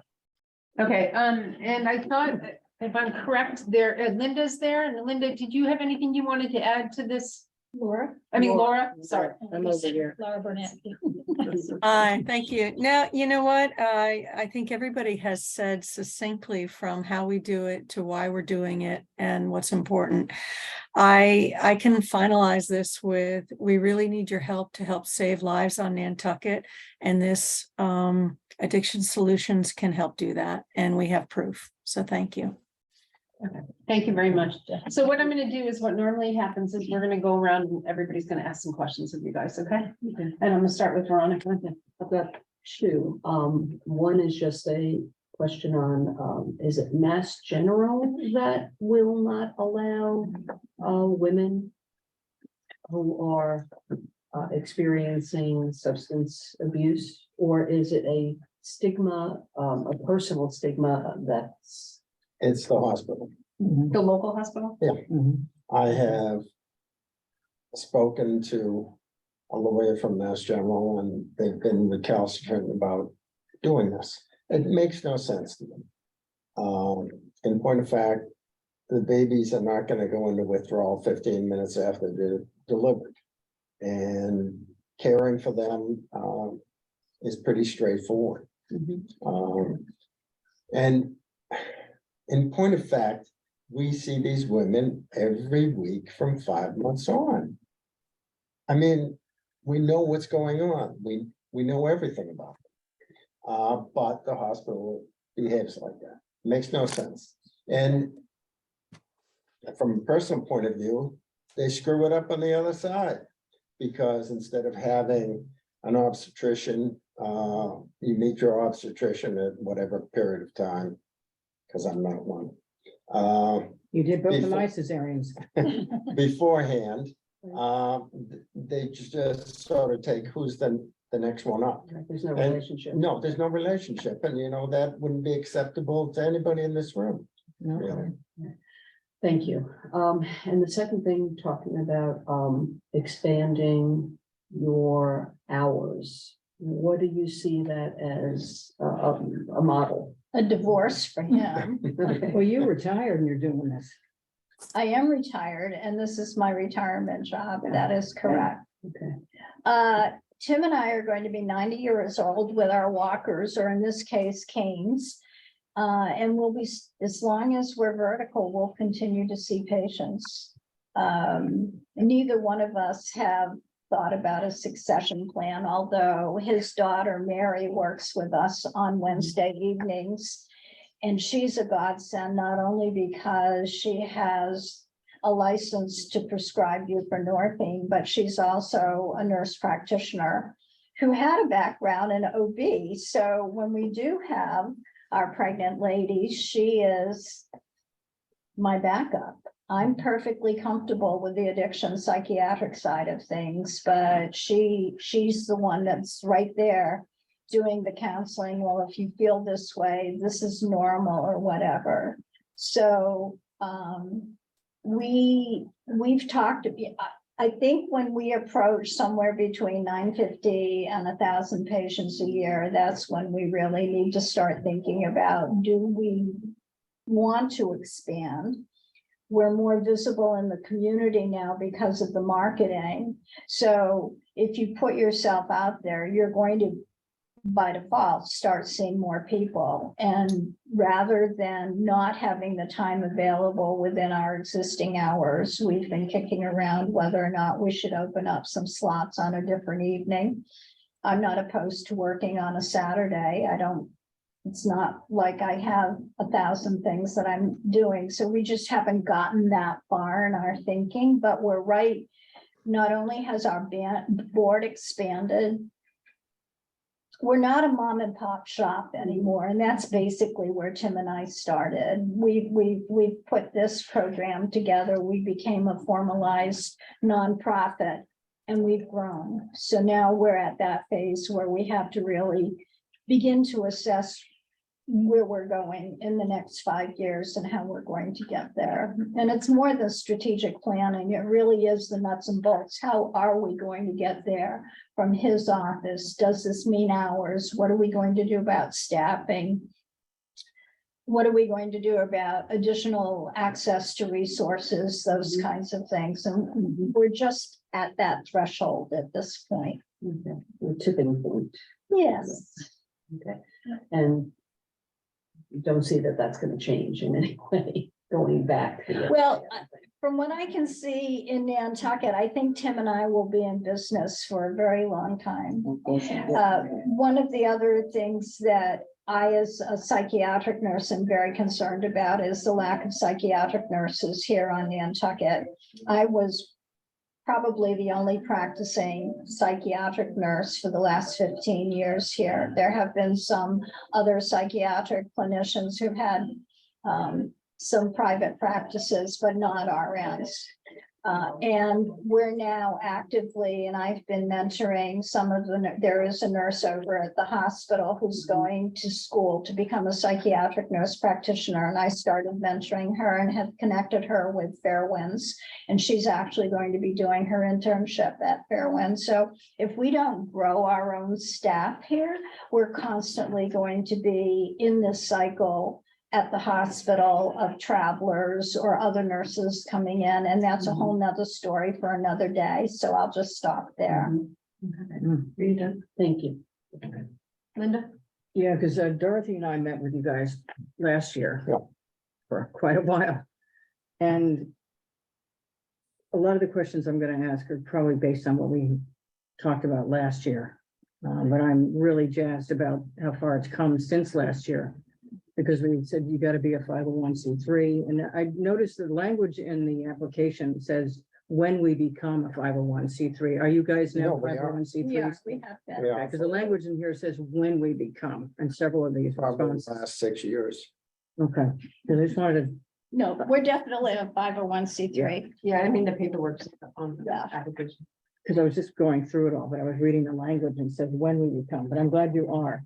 The other thing we brought up last year is insurance. We weren't sure if you were able to get reimbursed by insurance companies for the, If people have insurance, we'll take it. If they don't have it, it's not something I'm gonna it's not worry gonna about. stop them, right? No, I just didn't know if we you were up are to date on interested- getting reimbursements. We're interested in taking care of people. Right, so And- reimbursements are important to keep you guys going on that Right. level. Well, that's why we raise money. Yes, I know that, but we wanted to know if you were actually applying for the people that did have insurance. We don't apply for them. We'll send them over to the hospital because. So the there's hos- one person left?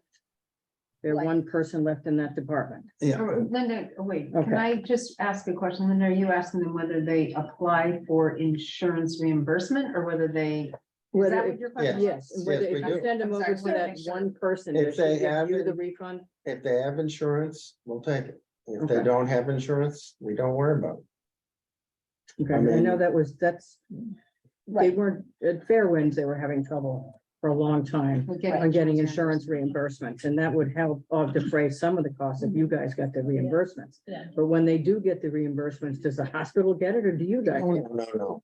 Okay, fine. It's like going in for sore throat, you know, you just send in diagnosis sore throat and they send you the money. And I know we were talking last year that they were hiring that nurse that was gonna be a psychiatric nurse, but she's not certified yet.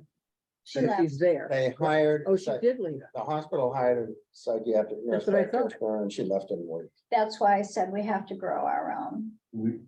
It's not an easy People who environment do over not there. have ties to this Yeah, community she do left in a not week. stay in this community.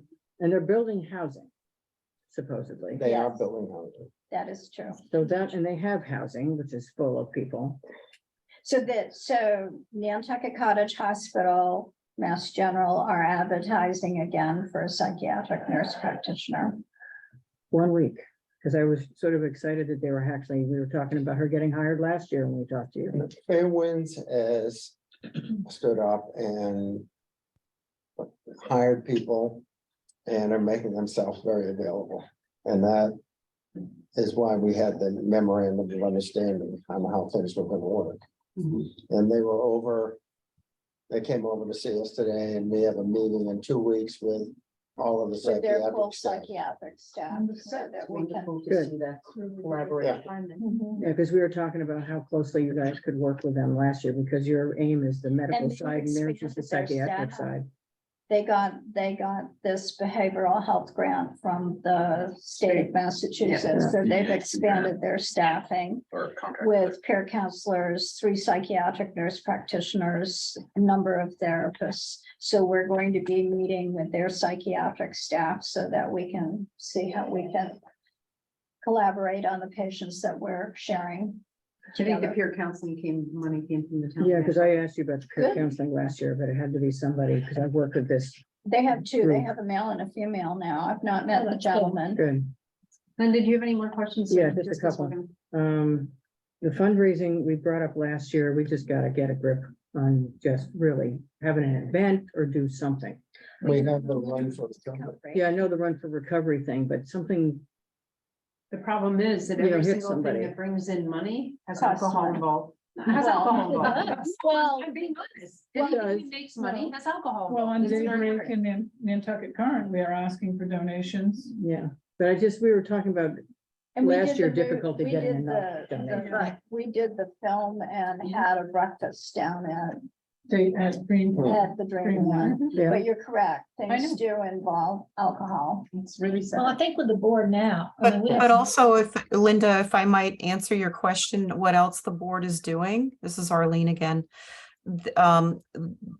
Addiction Solutions did get a grant for a donor software management system. So they have done an appeal Yeah. this year. And they did it at the end of 2022. So the stats on that are not complete. But they know that additional fundraising is needed, but it has to be very selective in how they do it, just because of the way the brand is. But we have to deal with the summer crowd, because that's where the money is. That's all I'm gonna say about that. I work enough of these fundraisers. The other thing. Our I'd like run, to- Linda, our run for recovery though, basically before we were just given a check for $30,000 from Darcy Evans and her Nantucket Rising. And so that was easy. So we did it this year because she gave it up and we got up to over $50,000. And we've got plans. So we're going to probably get $75,000 this year. So that probably will be our signature event. So Good. so we're getting there. And like I said, And we'll we're do also more. changing the brand on that so that it's not just a run for recovery, but it's a run/walk for recovery. Yeah. Because, I can't run. correct, but we'd love to I've had see you leg there. operations. I can't run. So walk. The other thing is that I've been on this tear for a long time because I had 5 foster kids. All of them had marijuana issues. Not when they were with me, however. And 3 of them are fine. They're in their late 20s now, and they're fine. I knew the one because I had coached Alex, but the marijuana thing.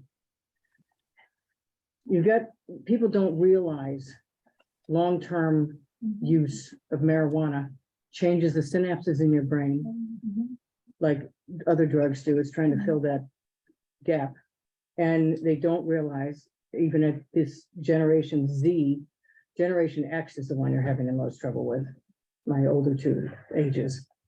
They don't realize that long-term marijuana use is detrimental to their health in so many ways, and that it can become addictive, and it can become something that's going to affect your function in the society. And there's not enough education, ASAP knows how difficult that is, in the schools and in that Generation X, that 30 to 45 age group. There's a woman, excuse me, but there's a woman family physician in Western Massachusetts, and she would come to communities. She needs to come to the high school.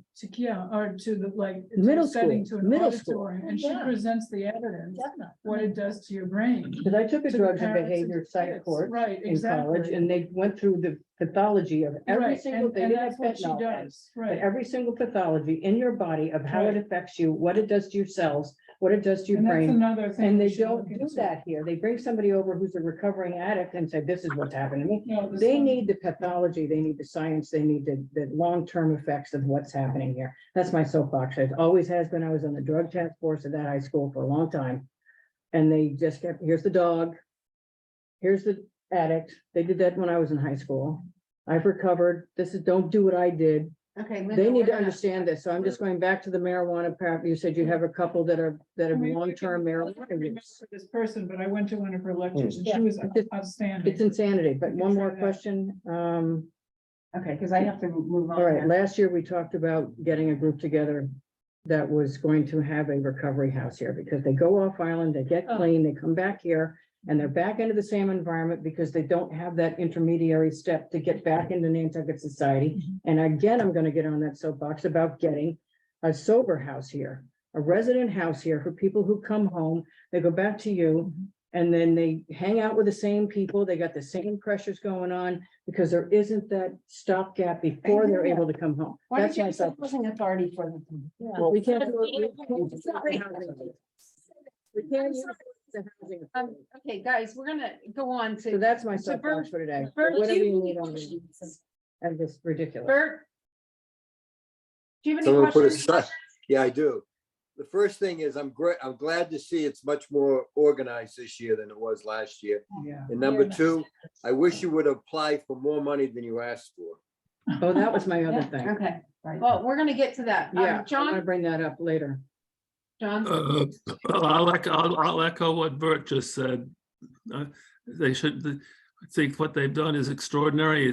I fortunately have to only learn about this third hand. I've never been exposed to directly, but believe me, Bert, you're right. More money would be good. okay, I have a couple of questions for you guys, so that we can move on, and then I'll confirm something that we had talked about earlier. Yeah. When your patients, what is the referral process for therapeutic treatment? To fair ones? No, it's just asking how the Like just in referral general? process goes. From us to someone else or from someone else coming in? No, from you to therapeutic treatment. Pick up the phone and I call, or I will encourage the person to call. It really depends on where they are and how they want to approach it. Sometimes it takes some time for them to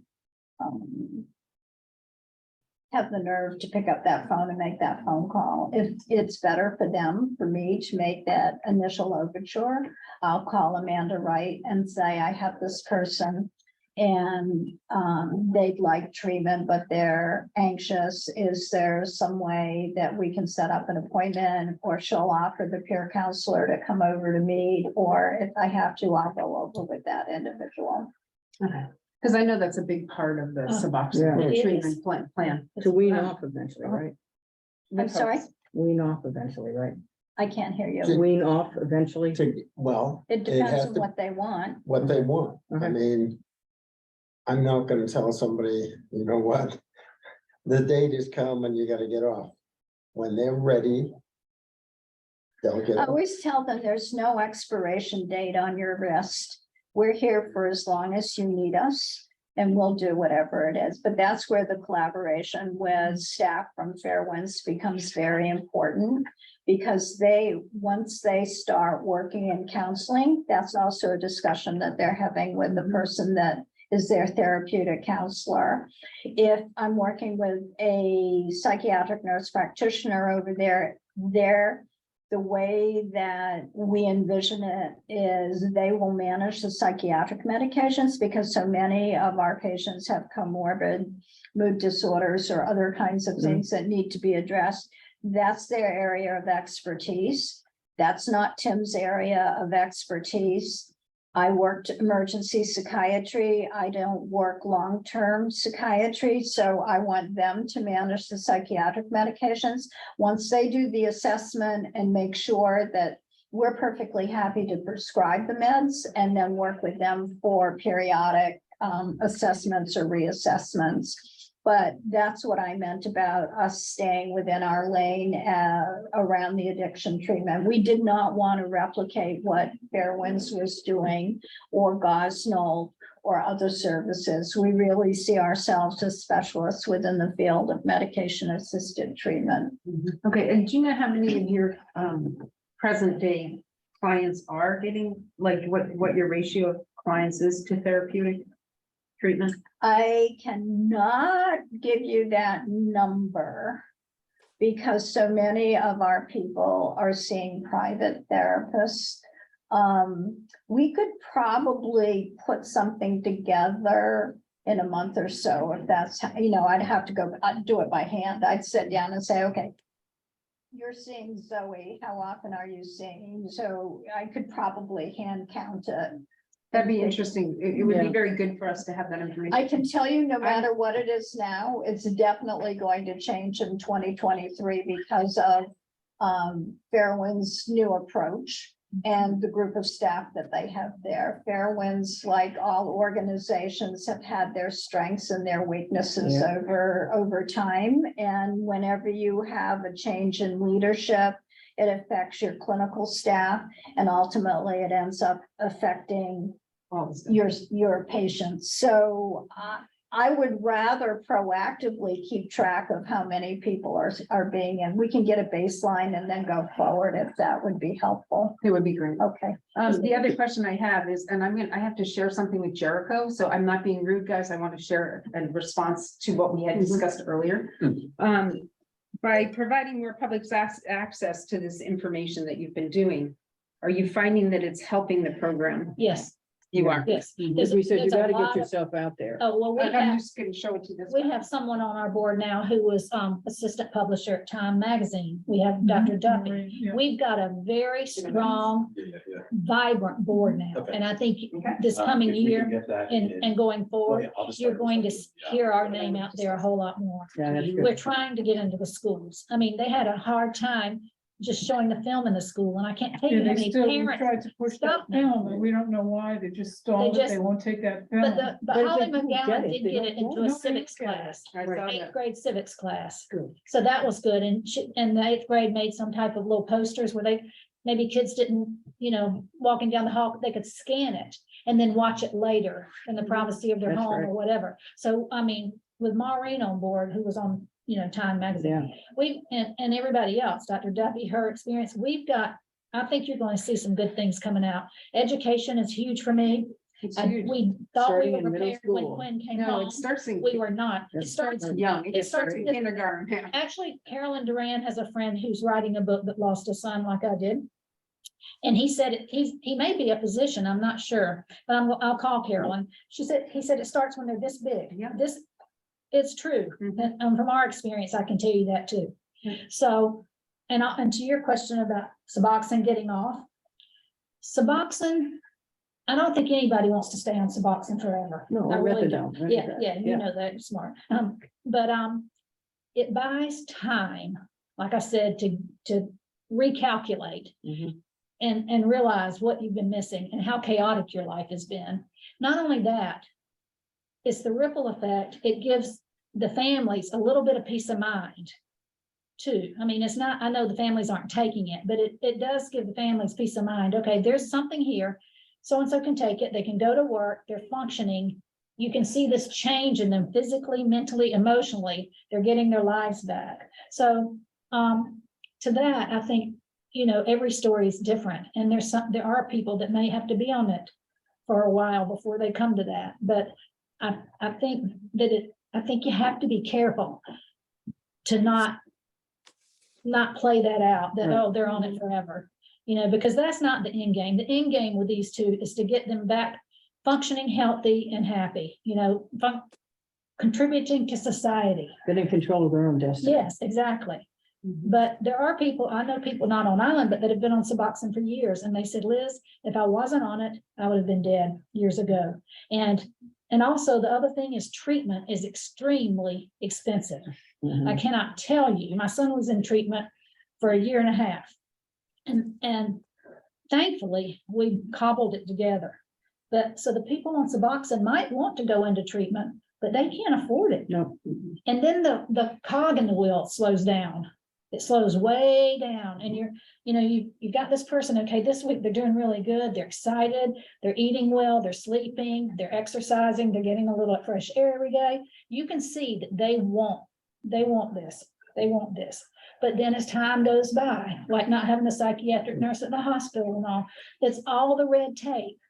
And then, it's 3 months later and they still haven't been able to get in somewhere. Now, I think Dr. Lepre and Aileen, if anybody can find a bed, it's these two. But also, a lot of times these people can't take time off of work or they're going to lose their homes and they have children. So it's not that people want to be medicated forever, but it gives them a little of their life back.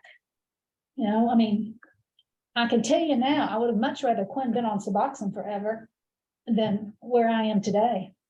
Give it to me all day long. I'll take the Suboxone, Question for so you. Was there ever a point when Quinn came back and he was in the same class as some of my kids. Yeah. When he came back, putting him, when you saw that this started to be in bad place again, I know it was much quicker this time. Yeah. But when you saw him becoming that direction again, was there another discussion about going back to them, to go back on Suboxone? He didn't have until the opportunity. it was so short? Yeah. I know it was very He was quick. doing really well. He came home September for a week, great visit, healthy, happy at the beach with us, spent time with us as a family.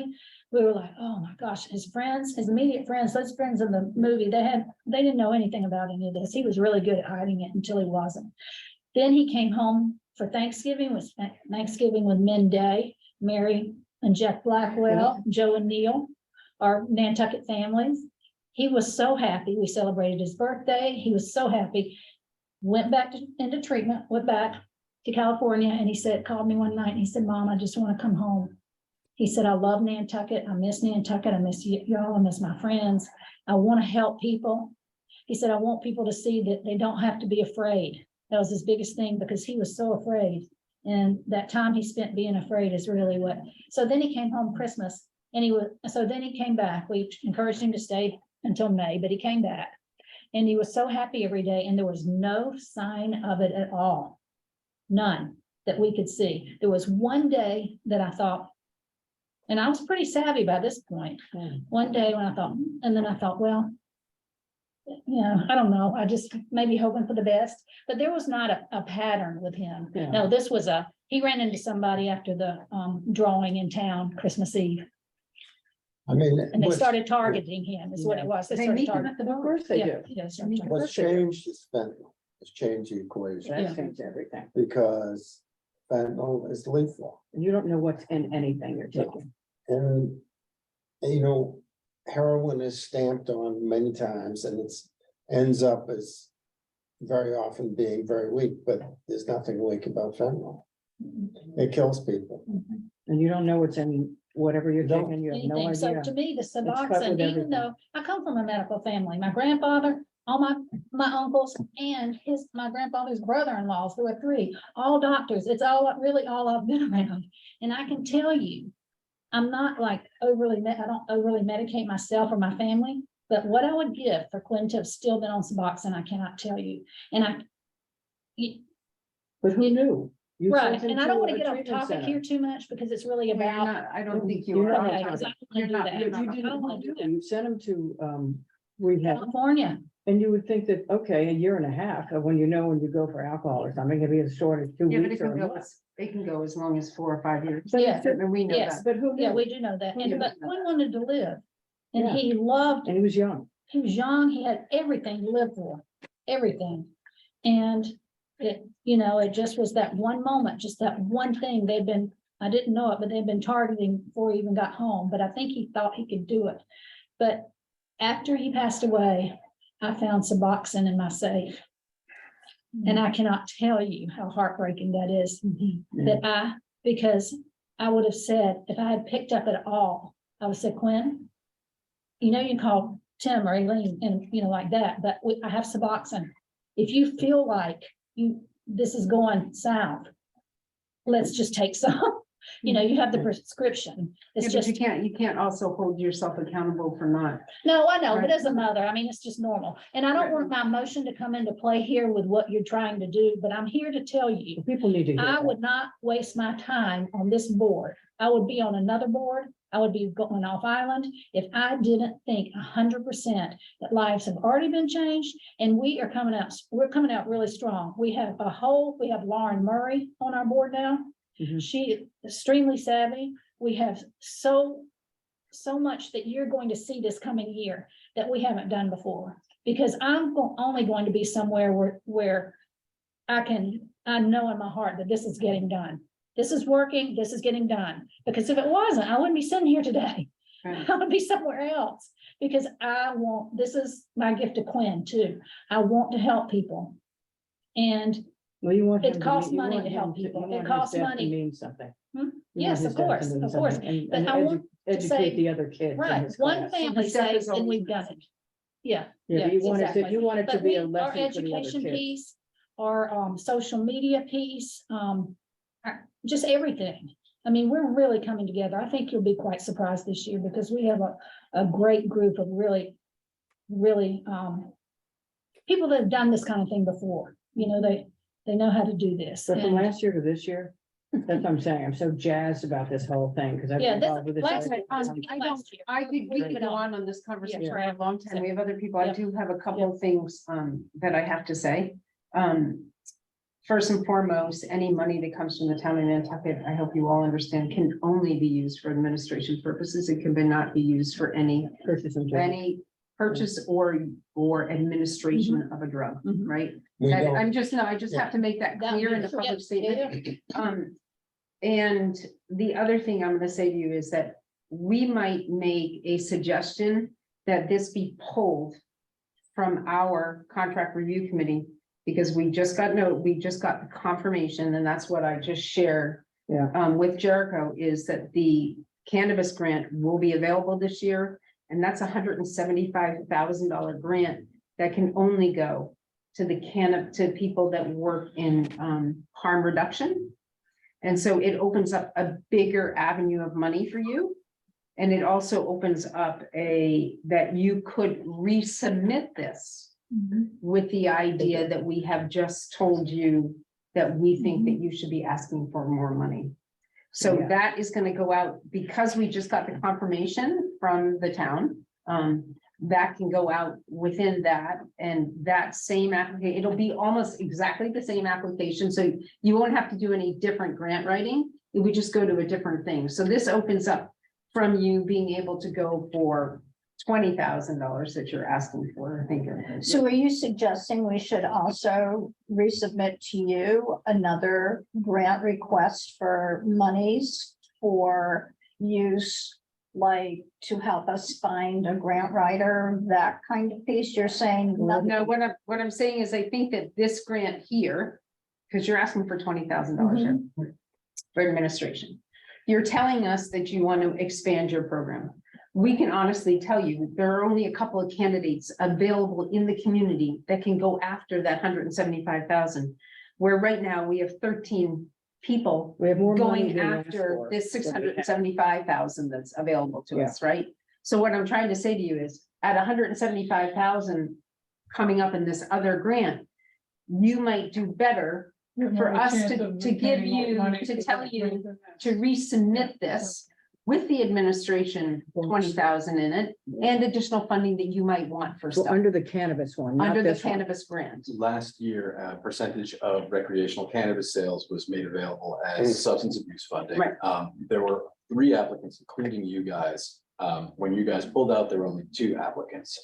We haven't been able to advertise it this year because we weren't confirmed because of the revision in the way that State law and the way that agreements are negotiated with the town, but we did just get confirmation from finance that it's gonna be 175,000, which will only possibly go to 2, perhaps 3 organizations. It's only available to them, so other people can't feed into this money. So what we're telling you is that we think, like, we're not gonna pull this right now, but we're telling you, you might do better for us moving this and you reapplying for even Can we do additional both? funding. Can we do both? You This can, plus- but we You have more can. people requiring money this year. You can, than- but since this And this goes for side. addiction, most of us would say, well, we have this addiction grant that's here at 175,000, right? And there are very few people, because last year, in all honesty, Tim, in all honesty, it was You gonna were be headed that split between direction. 2 of you, Yeah. and then you pulled, and then we pulled in the third. Yeah. So I think what we're trying to say to you is, you have a greater, we're telling you as a board, we think you can request more money. And we're telling you that we think that the cannabis grant would be where you can pull in a lot more money But we than the don't want to 20,000. lose the 20,000 here. No, wouldn't necessarily- 20,000 would go to into the cannabis side. Oh, So you No, get but you would, Get more money. Real what you would quick, do is, we have a hand raised from Laura. Awesome. Sorry. Thank you. All right, I understand this grant. We're somewhat aware of it. What my question is, when will this grant be available? And how soon can we apply for it? Okay, so the grant, sorry, Oh, so the advertising, we have to by law advertise it for 2 weeks before we can start collecting the applications for it. So the closest it will be available is going to be 2 weeks from now. Most likely it'll be closer to 3 weeks, but if you guys want to send me an email, you should have my email attached to that. I'll notify you as soon as the award, they're out. The advertisements also must be run in the Inquirer Mirror for 2 consecutive periods. That's that 2-week And you period. have the application that we did from last year. But we still have Send them, to, you can send them the application too. yeah, we have to advertise it before I Right. can send any application. right. And so just so you know that the choice and deliberations on the funding will come at the same exact time. So it's not like. Okay. We would come up with, when we decide on this All these grant grants are process available and this money, fiscal year, so. we do the same thing. We do the cannabis grant at the same time. We do So this one. you're doing both grants? Yeah. We do both grants. Okay, So So- what we're now trying it's to do- becoming So what we're clearer. trying to Thank say to you. you I is did that not if you understand that. take this, Yeah. this $20,000, our advice would be, I got you. it should go into the cannabis.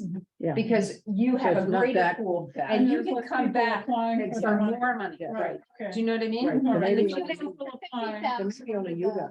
Right. You could ask for up to 100, you could ask us for The whole $100. We can 175. only give you up to what we have available. Okay. The rule of thumb is, with Okay. a town grant, you have to know this. For a town grant, we can never say, boy, this program's really good. We want to give them 50,000. Yeah. Because you've only asked for 20. Right, makes We're sense. only legally allowed to go as far as $20,000. But you can ask us for as much money as you want. And then we have to tell you, Okay. this is what's available to you. Okay? We have a So question ask from for the Laura. pie in the sky here, guys. Oh, the hand up. Ask for Yeah. what you want. For All that- right, so, Yeah. this grant, which you say you have 175,000 in, you had this available last year is what I understand? Correct. Yeah. And how many Really people well. applied for the grant and how many people did it give it to? Well, it's Three three people applied. And it was given to 2 because You guys Dr. pulled Leffry out. pulled at the day of our decision. Okay, so then let me ask you this, if we apply for this year, then most likely we'll be one of 3 again. Are you able to make recommendations of what we should ask for? Yeah, we can tell you to ask for whatever you think you need to make, Yeah. not only do this administration, but if you're looking to get, to expand, what it's gonna cost you to expand with administration, what it might cost you to, Clinicians, uh, as long as it's not, as long as it is, as long as what you're not asking us is for administration of a drug, you may go Absolutely. ahead and ask us for it. Yeah, Ask for we're very, everything else. we're So very. you can ask us, Yeah. you can ask us for as much as you want. And, you know, I'm being honest with you, there's not many candidates for this grant where there's a Okay. lot of candidates Right. for this other grant. You still have to have a budget. You have to justify whatever it's. No, if it's abs- 60,000, absolutely. We- 70,000, you Still gotta justify it. We do have a budget. We have had discussions on how to add to administration, so this is very exciting, and thank you. The other question I have, which I'm not sure you're allowed to tell me, so who did win the grant last year? Who Oh, are? yes, contenders? it's Public public record. knowledge. So it went to Gosnold and Fairwinds. And Gosnold is, as far as I understand, not here anymore?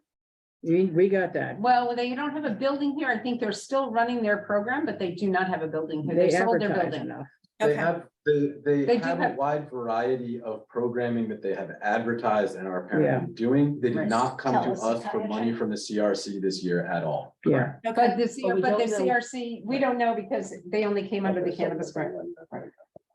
Yeah. So I'm, we know what's going on. Yeah, we're Okay. pretty aware. Not- so, I'm So, sure. so we would tell you that in all honesty, we told you that up until the very last minute of deliberations, this program was gonna be funded at his fullest request last year. So I think that what you have to do is, I would apply. Yeah. I would apply under the Yeah, cannabis. absolutely. This doesn't mean that we're pulling this right now, but what we would like to do is see you take this application and put it into the cannabis one. Take that 20 and then whatever you feel like your budget really can justify. Yeah, add no, 20 to I the- consider to it the- done, and we really thank you. We've been working really hard. Alan's working on these, but, I mean, we already have a budget, but now we can expand it, so we can do Yeah, that and what if budget. We recommend it, and as I've said, and I'm 100% honesty, this will not be pulled until we see your cannabis grant, Not my first day your of voting. application is the cannabis grant. Okay. Okay? All right. And that's your, This is ours. yeah, Yes. okay, just. Okay, Yeah. are you guys comfortable? Are you all comfortable with it? Yes. Good. Dr. Leppy, are you comfortable with that? Yeah.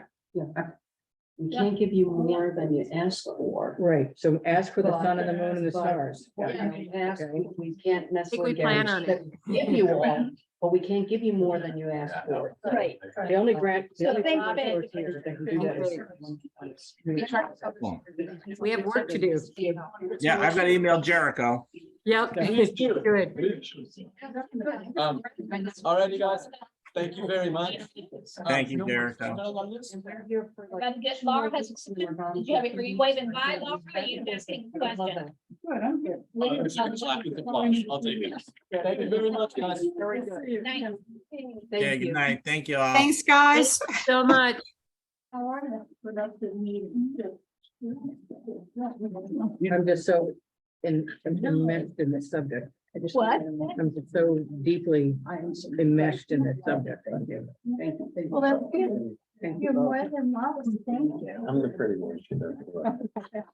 Well, you're a good team. Well, yeah, we are. She Yeah. calls the, start crying in the father's minutes, and she says. I say, You can he's stop more crying. afraid of me than he is of you, so your cheers to don't get fired. And on the call. Up and running. I've had this argument with them. Just for everyone's awareness, we are still up and running live. Okay, all right. Just so we don't. Okay. I've had that We know that, we discussion know with they're them. fine. But it's fair winds, and fair winds can just hold on for a minute. Yeah, but anyway. Yeah. That's I'm so happy. A little bit.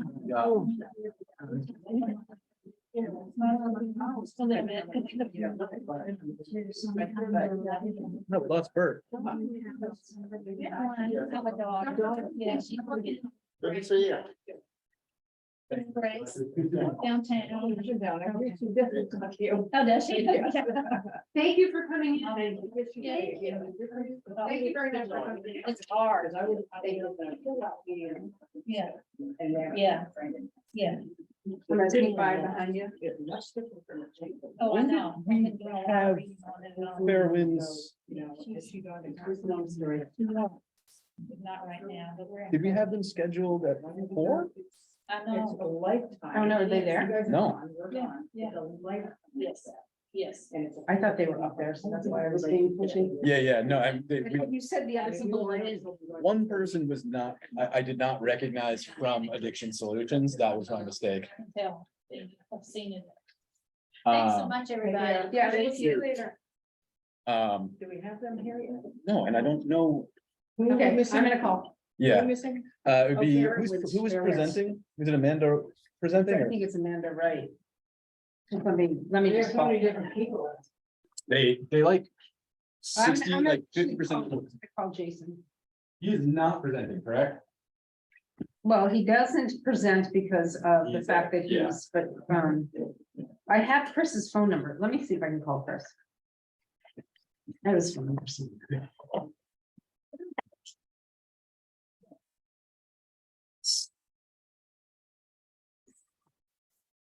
For some reason, I did not have their grant application on the solution.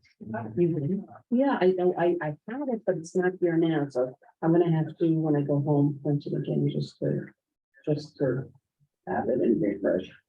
But, You're good at it.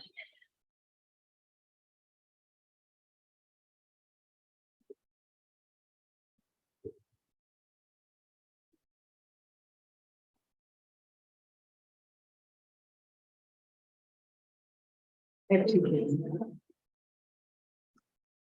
I'll be right back. Okay, John, Okay. thanks.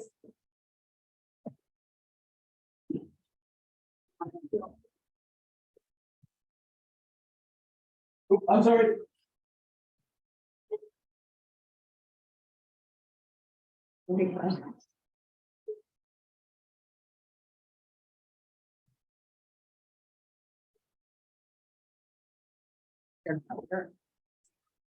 Forward into an automated.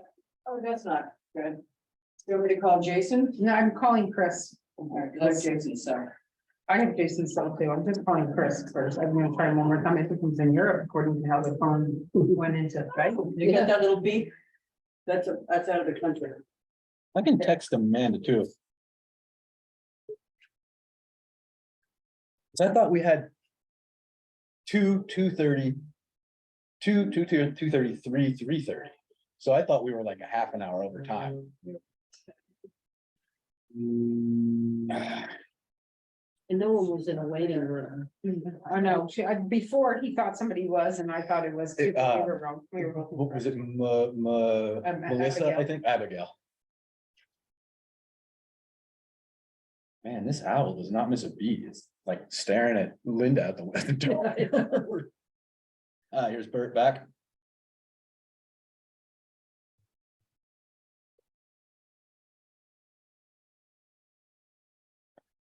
So I should be able to get the. It's one, so it'll be, I hope you don't mind that I did that, but I think. no, that's- I think that's good, because it'll pull, if that frees up 20,000 for the CRC grants, when we can give more after, that's better. Hi, this is the Google Assistant. Can I ask what you're calling about? Your answer will be recorded and the transcript will be provided to the person you're. Yeah, it's a new thing. It's a spam screening. Let me just do this other one. Is that how you answer the phone building? Get this out of here. Hey, guys, while you're doing that, my battery ran out and I had to let it charge up for a couple of minutes. So I've got only 1% left, so I don't know how much longer I'll be with you. I got you, Bert. I think we still have a, We still have a quorum. so Christie? you're good. Hi, it's Dorothy Hertz calling from the Contract Review Committee. Hi. You guys were scheduled to meet with us today. Boy. I don't know. I think we may have to. mull this. So here's what could have occurred is, Anne went out on a medical emergency yesterday. Maybe the reminder didn't go out. I tried calling Chris before I called you, and I didn't get him either. So, can we have a next Wednesday available? We can meet? add.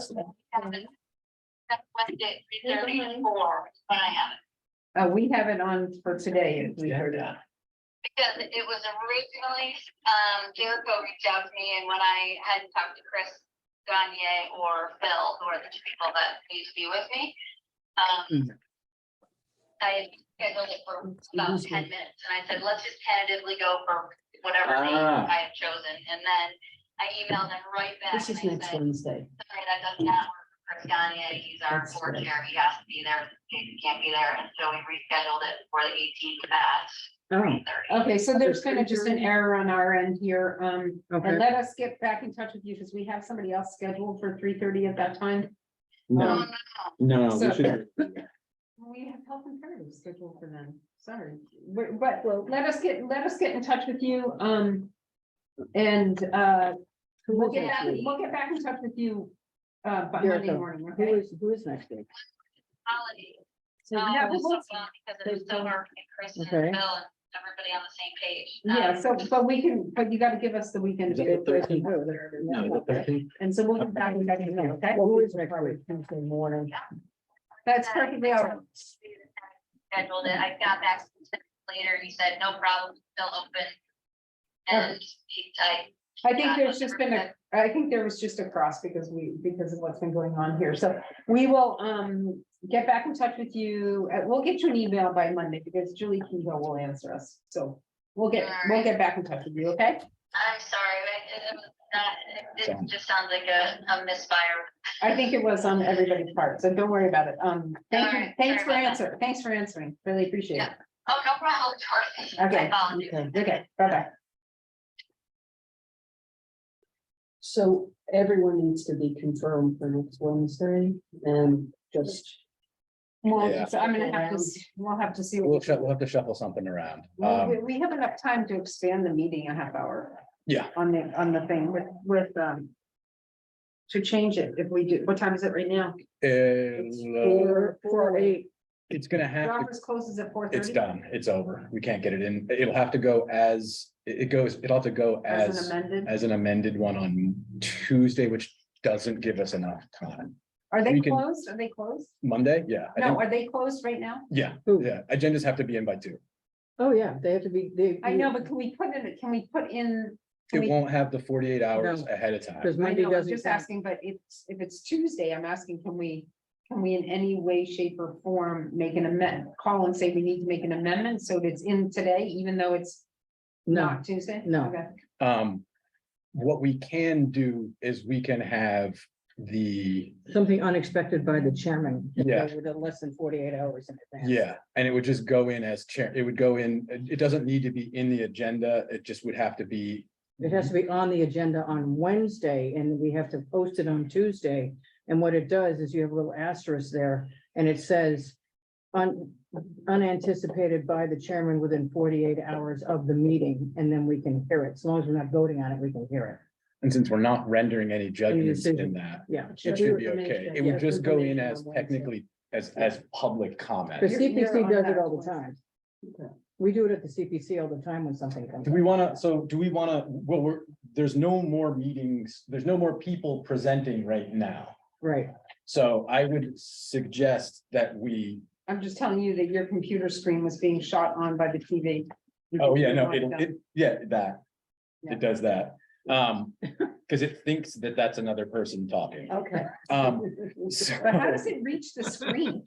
I Do you see where his I screen know, is? I know, it's like How is it getting bouncing. the picture off your screen? That's No, what- it's getting it off this, I think. So it's, see like up there where the wide one is, Oh, that's what it's zooming in on. Oh, okay. So it's like It's zooming in. Like, oh, this is. I It know. it could This is be. going too. around. It's reading, It was reflecting off the glasses. it's it's checking how much cash you got in your wallet right now. Okay, Just sorry, emptied it. you're not getting this it. is way over my. Okay, so, Bert and, John, do you have any comments? All right, Jericho, who is on Thursday? Wednesday? It's right there. Wednesday. Where? No, Safe those are place? old. Do you have the Safe other one? Place, I only printed out the today's. This is today. NBY Community Services, Legal Hold Services. Thank on, you. run the by me again, safe place, I Safe know. Place, NBY Community Services. And then, Legal Services, Which takes 10 minutes. Yeah, right. he's- Yeah, we've been there and done and it. then Health Imperatives. That's gonna take a while. They have a ton on this year and they're planning on expanding a bunch of their stuff too. Well, we asked them if they're gonna do that. Oh yeah, Yeah. no, and then I think They have a what? they have a ton of new stuff on, Yeah. and then there's a bunch of. They're like, expanding what they're offering. yeah, and Oh, yeah. then there's a Big time. variety of new, they're actually starting to do some, harm reduction stuff inside as well. Yeah. Um, They're amazing. Yeah, like they're every outstanding. time. They are amazing. I just had a And big I'm meeting sad with that she them left them. Tuesday, about like tightening the partnership between the two of us, getting like our public nurses, like public health nurses in there and vice versa. We should be getting them Did you on. meet with Julie? It was Emily Gold, Julia might have been the on-site, and then 2 people from the Boston side of things. That's Julia Kehoe. I think it probably. That's who she is. And Did you then, meet her in person? no, we only did a remote. Oh. I only think they only have clinical staff on, like clinical staff and 1 admin on island, so. Correct. No, like we've got a couple of like, they have a couple of really interesting programs that they're gonna be offering, and like Spanish first programs and outreach programs, and then we are trying to figure out a way, an effective logistics system to be taking care, because we have a Sharps disposal machine that we just got in there, so we're gonna start, they're gonna be our trial for a human services provider that we just handle for free all of their, whatever the medical waste we can handle is. Cool. Yeah, it's neat. They're amazing. They're the most amazing group of But people. we, I think, probably adjournment, et cetera, or is there Well, anything else? no, we I can- think that, can we, hold on. Before we adjourn, Veronica had asked at the beginning of the meeting if we could come up with dates. Thank you. And that's what I would like to address. Thank you. I did not forget. That's okay. So I just think it's important. So while everybody's here, We did lose. pretty much, Yeah, we lose Bert. Yeah. We lose, he said his battery's about to die. yeah. Mine's going too. We could just look at the schedule. I We still- don't have my thing here, but I can pretty much an idea.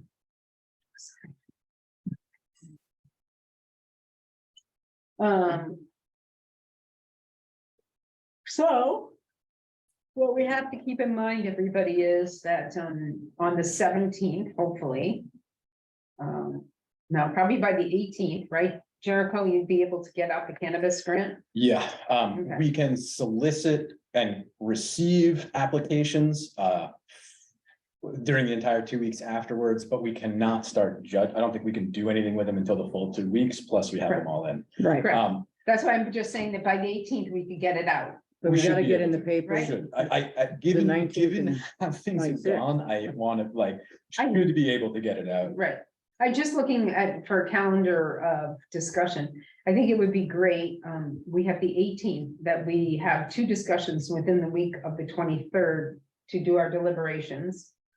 And then looking at this, it would mean that we would then have to deliberate within the week of February 6th on the cannabis one.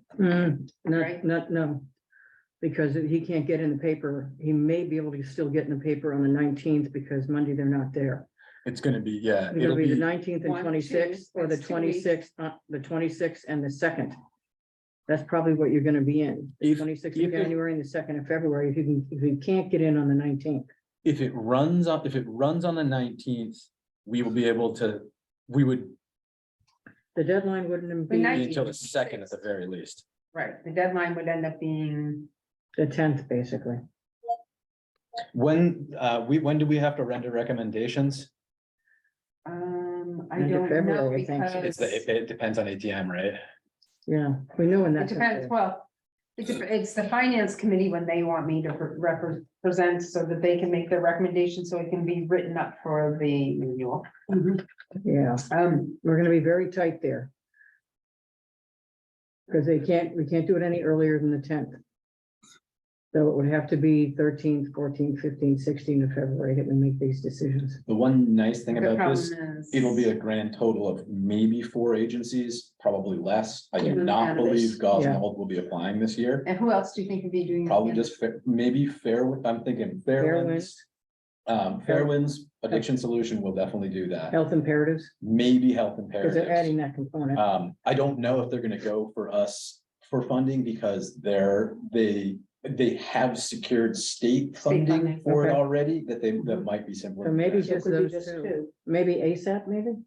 Oh, ASAP would be NAMI? applying under NAMI, and I don't think NAMI has any intention to apply there. I talked, Okay, fine, Jackie has not indicated such. Right, okay, Um, so just so those there two. might be an out, like there might be somebody, there might be somebody in the town or the school, because what the town doesn't realize is the town can apply for the own town, this grant. yeah. And as they long as never it's- have. as long as Well, it's there's nothing 501, really in the They're town. not organized. There's at this nothing in the point. town, so. Well, no, I'm just saying that the school teachers could have a program they want to do, they can do it. The fire department could have something they want to do, they could be applying. If the teachers would get support to do that, they can't apply on their own, it has to be sanctioned by the school committee that they can make an application or the administration. Because I know we wrote through that over there. But okay. I let's wish do they this. did. Yeah, sorry, yeah. So Good call, good call. if we could just say that we are meeting the 18th, if we could meet the 23rd and the 25th, if that works for people, 25th of January, yeah, for what exactly? deliberations But not on the On cannabis. CRC, on CRC. because we still got our, Review committee. Wait, I Okay. just want to get this. I can't do the 24th or the 25th. I can do the 20. I mean, like the 25th and 26th, I can't do. I can do, and I can't do the 24th because of HCC. I can do the 23rd. I can do a Friday, the 27th. I don't care. Or Fridays, they mean nothing to me. Does the 27th work for you, John? I could do the 27th. Okay. Can we do the Bert, are you 20th? there? No, No, that's we you. lost them. I'm looking at you. Yeah. Can we do the 20th, Friday, the 20th? That'll give us, so we'll do the last round of interviews on the 18th. What are we doing here? So if we did the deliberations on the current grants on the 20th, would that work for you? Well, No for you? no, the problem is that we would get an application in, we have to see that Erica says yes for the 17th to do it for the 20th. Right? Oh, so, okay, so let Well, you me, have time. You do have time. For the- On for the- Tuesday, you have time to post for Friday. yeah. And So, to see if there's room. yeah, Yeah, I have never seen two meetings in here at once, so I and never on think, Fridays. and I think we'll be safe on Friday. Like, I Yeah. think we can basically count on having, if not this room, that room. I think 18th we'll have two other There's people. another room in here. Oh, yeah. Yeah. We did, yeah. Oh, no. And then, I think that 20th is workable on our end, on my But end. we have to find out if it's okay, if it works with, what's her face too? Joanna Joanna. and Bert. Are we still back to fair ones? Is that what we're talking about? No, no, we're. Deliberations. Committee deliberations. So we got one more, so We do have another person, don't we? yeah, Joanna Roche. We'll do 18th is gonna be the last presentation Q and A. 5, Yeah, the last 5 that we have. and honestly, Raymond will have already answered all of your questions before you have brought them up. So legal services takes 5 Oh, minutes. Yeah, Like, right here. he is that is the single most impressive organization for like bang for buck. Which one? We work with legal services, South Coast Legal. Oh, yeah, they know their stuff. $4,600. And MVY knows, MVY knows. their MVY is stuff. amazing. Yeah, those two, 10 minutes. between It's the two. really health imperatives and fair winds is gonna be, are gonna be the two biggest ones. Yeah, So that would leave it, so then small friends, South Coast Legal, We already did small. we did small friends, safe place, Safe Place. Which is a big one. MVY, legal services They're all big and ones. health imperatives and fair winds. So it'll be 4 sizable ones plus legal. It's doable, and frankly, we don't have a whole lot else in the way of choices on that, I think. Okay, so if we can go, but let's go beyond that. Let's just figure out dates. You want to see if people are available for the 20th? Yeah, the 20th, And the 20th and the Because 27th? the 23rd, the 20th and the I can't do 23rd. the middle of that week at all. Well, No, that's the Monday. 23rd is Monday. Yeah, We do Friday and Monday. bookend the weekend. I don't care. Erica. I'm gonna call Erica now. No, let's not work, not a, She's still in the office.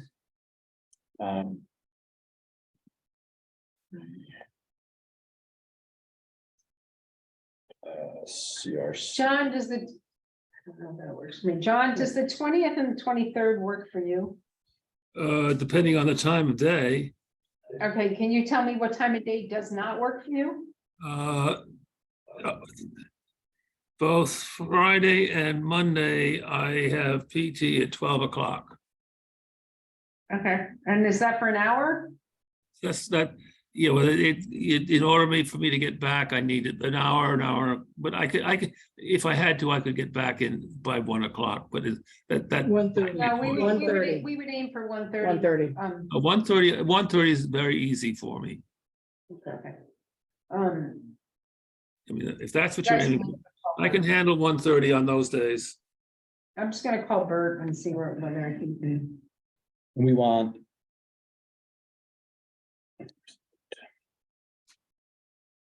I think he had a golf game he wanted to go play. My battery's dying. He was dressed I've for heard it. this story before. Yeah, and they're all plugged in when you're sitting at home, right? Hey, Bert, we're still in a meeting. We have a question to ask you. If we were to schedule deliberations for the 23rd and the 30th, Mondays may be. more difficult 23rd than- and the 20th. sorry, and the 20th. 20th 20th and the 23rd. at 1:30, would you be available? That would be next Friday and the following Monday. I believe so. Okay, and then, Is that what? so we're gonna put in for those 2 dates, Got the and then new the other form. You thing get would this one now. be, we would Yeah. I have to want this look one at. because this one will still do deliberations. this. It's heavier. We'll do, Uh, lift that. You know what, guys, can we also put in whether you Feel like this. it or not. We can. I would like to shoot to have that Friday in case we run into problems. The 27th. The 27th, and we can Understood. always cancel, it's Okay. harder to book. So I'd like to do the 27th at 1:32. And then we'll get dates after, on our meeting on the 20th, we should be able to come up with dates to look at the cannabis, grants and cannabis applications, because if they get in right away, we're gonna have them come in and meet. Okay, And so the second date is Friday, the 27th at 1:30. the third date. Third date, sorry. So we have Friday, the 20th at 1:30, Yep. Monday, the 23rd at 1:30, and the 27th at 1:30. Okay, Now, just so anybody knows, what? just so anybody knows, Hold on, Bert. Go ahead, John. Go ahead. wait, you're talking to Bert. Hold No, on. you, No, you you go ahead, I'm John. talking to you. Go ahead, John. Oh, okay, well, I'm leaving the island on Tuesday, the 31st. And then I will be traveling on Wednesday, the 1st, and trying to get who knows whether I'm going to be able to be established in February until I've figured out what I'm doing. Okay, Just so you'll know, I should be in, I'll have to figure out whether I can get myself hooked up so I can Zoom, but I will be taking my computer with me because I'll be gone for 6 weeks. We always do it over the phone. okay, sounds good. You can always, yeah, you can You can always call into it. one of our phones and go that way. They do it on my Okay. phone all So the just to time. Well, you confirm, can- because I have a history of messing up dates. It's gonna be the 20th, the 23rd, and the 27th, all at 1:30? Yes. Okay, Okay, it'll be the 20th, the 23rd, and the 27th at 1:30, 20th, 23rd. correct? And the 27th, Okay, okay? thank you. Hold on, Jericho's got And his then- finger up. no. Okay, no, we'll do, we'll do, agenda item will just be deliberations on Correct. discussion, sorted, okay. On those other dates, The 20th, 23rd, 27th. correct, right, okay? And wait, on the 27th, we'll talk on status of the cannabis. Good to have that out. We should and have it out. We should be advertised able to for discuss At least a it. week by that point. That should probably be on both of the agendas, Okay. just so that it's out Just there. carry it over on all three of them. Okay, Yeah, okay, Bert, We don't have to talk Discussion on about it. CRC. thank you. allocation I think discussion. that we did well on the dates. Just put cannabis on and all three. We'll figure it out from there after we get the cannabis one in, okay? Okay, Okay, Bert, thank you.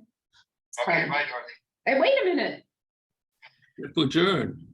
because you're here and I have you on the phone, and we're gonna call a legal adjournment to this. So that's my motion to adjourn. I vote aye. Second, Okay, wait a minute. Wait, gotta go through the routine. Linda, Aye. the second, Veronica, I. John, I, oh. we got you, John, too. Okay, great, guys. Thank you all very much. Thank you all. Okay, Ending bye-bye. the meeting.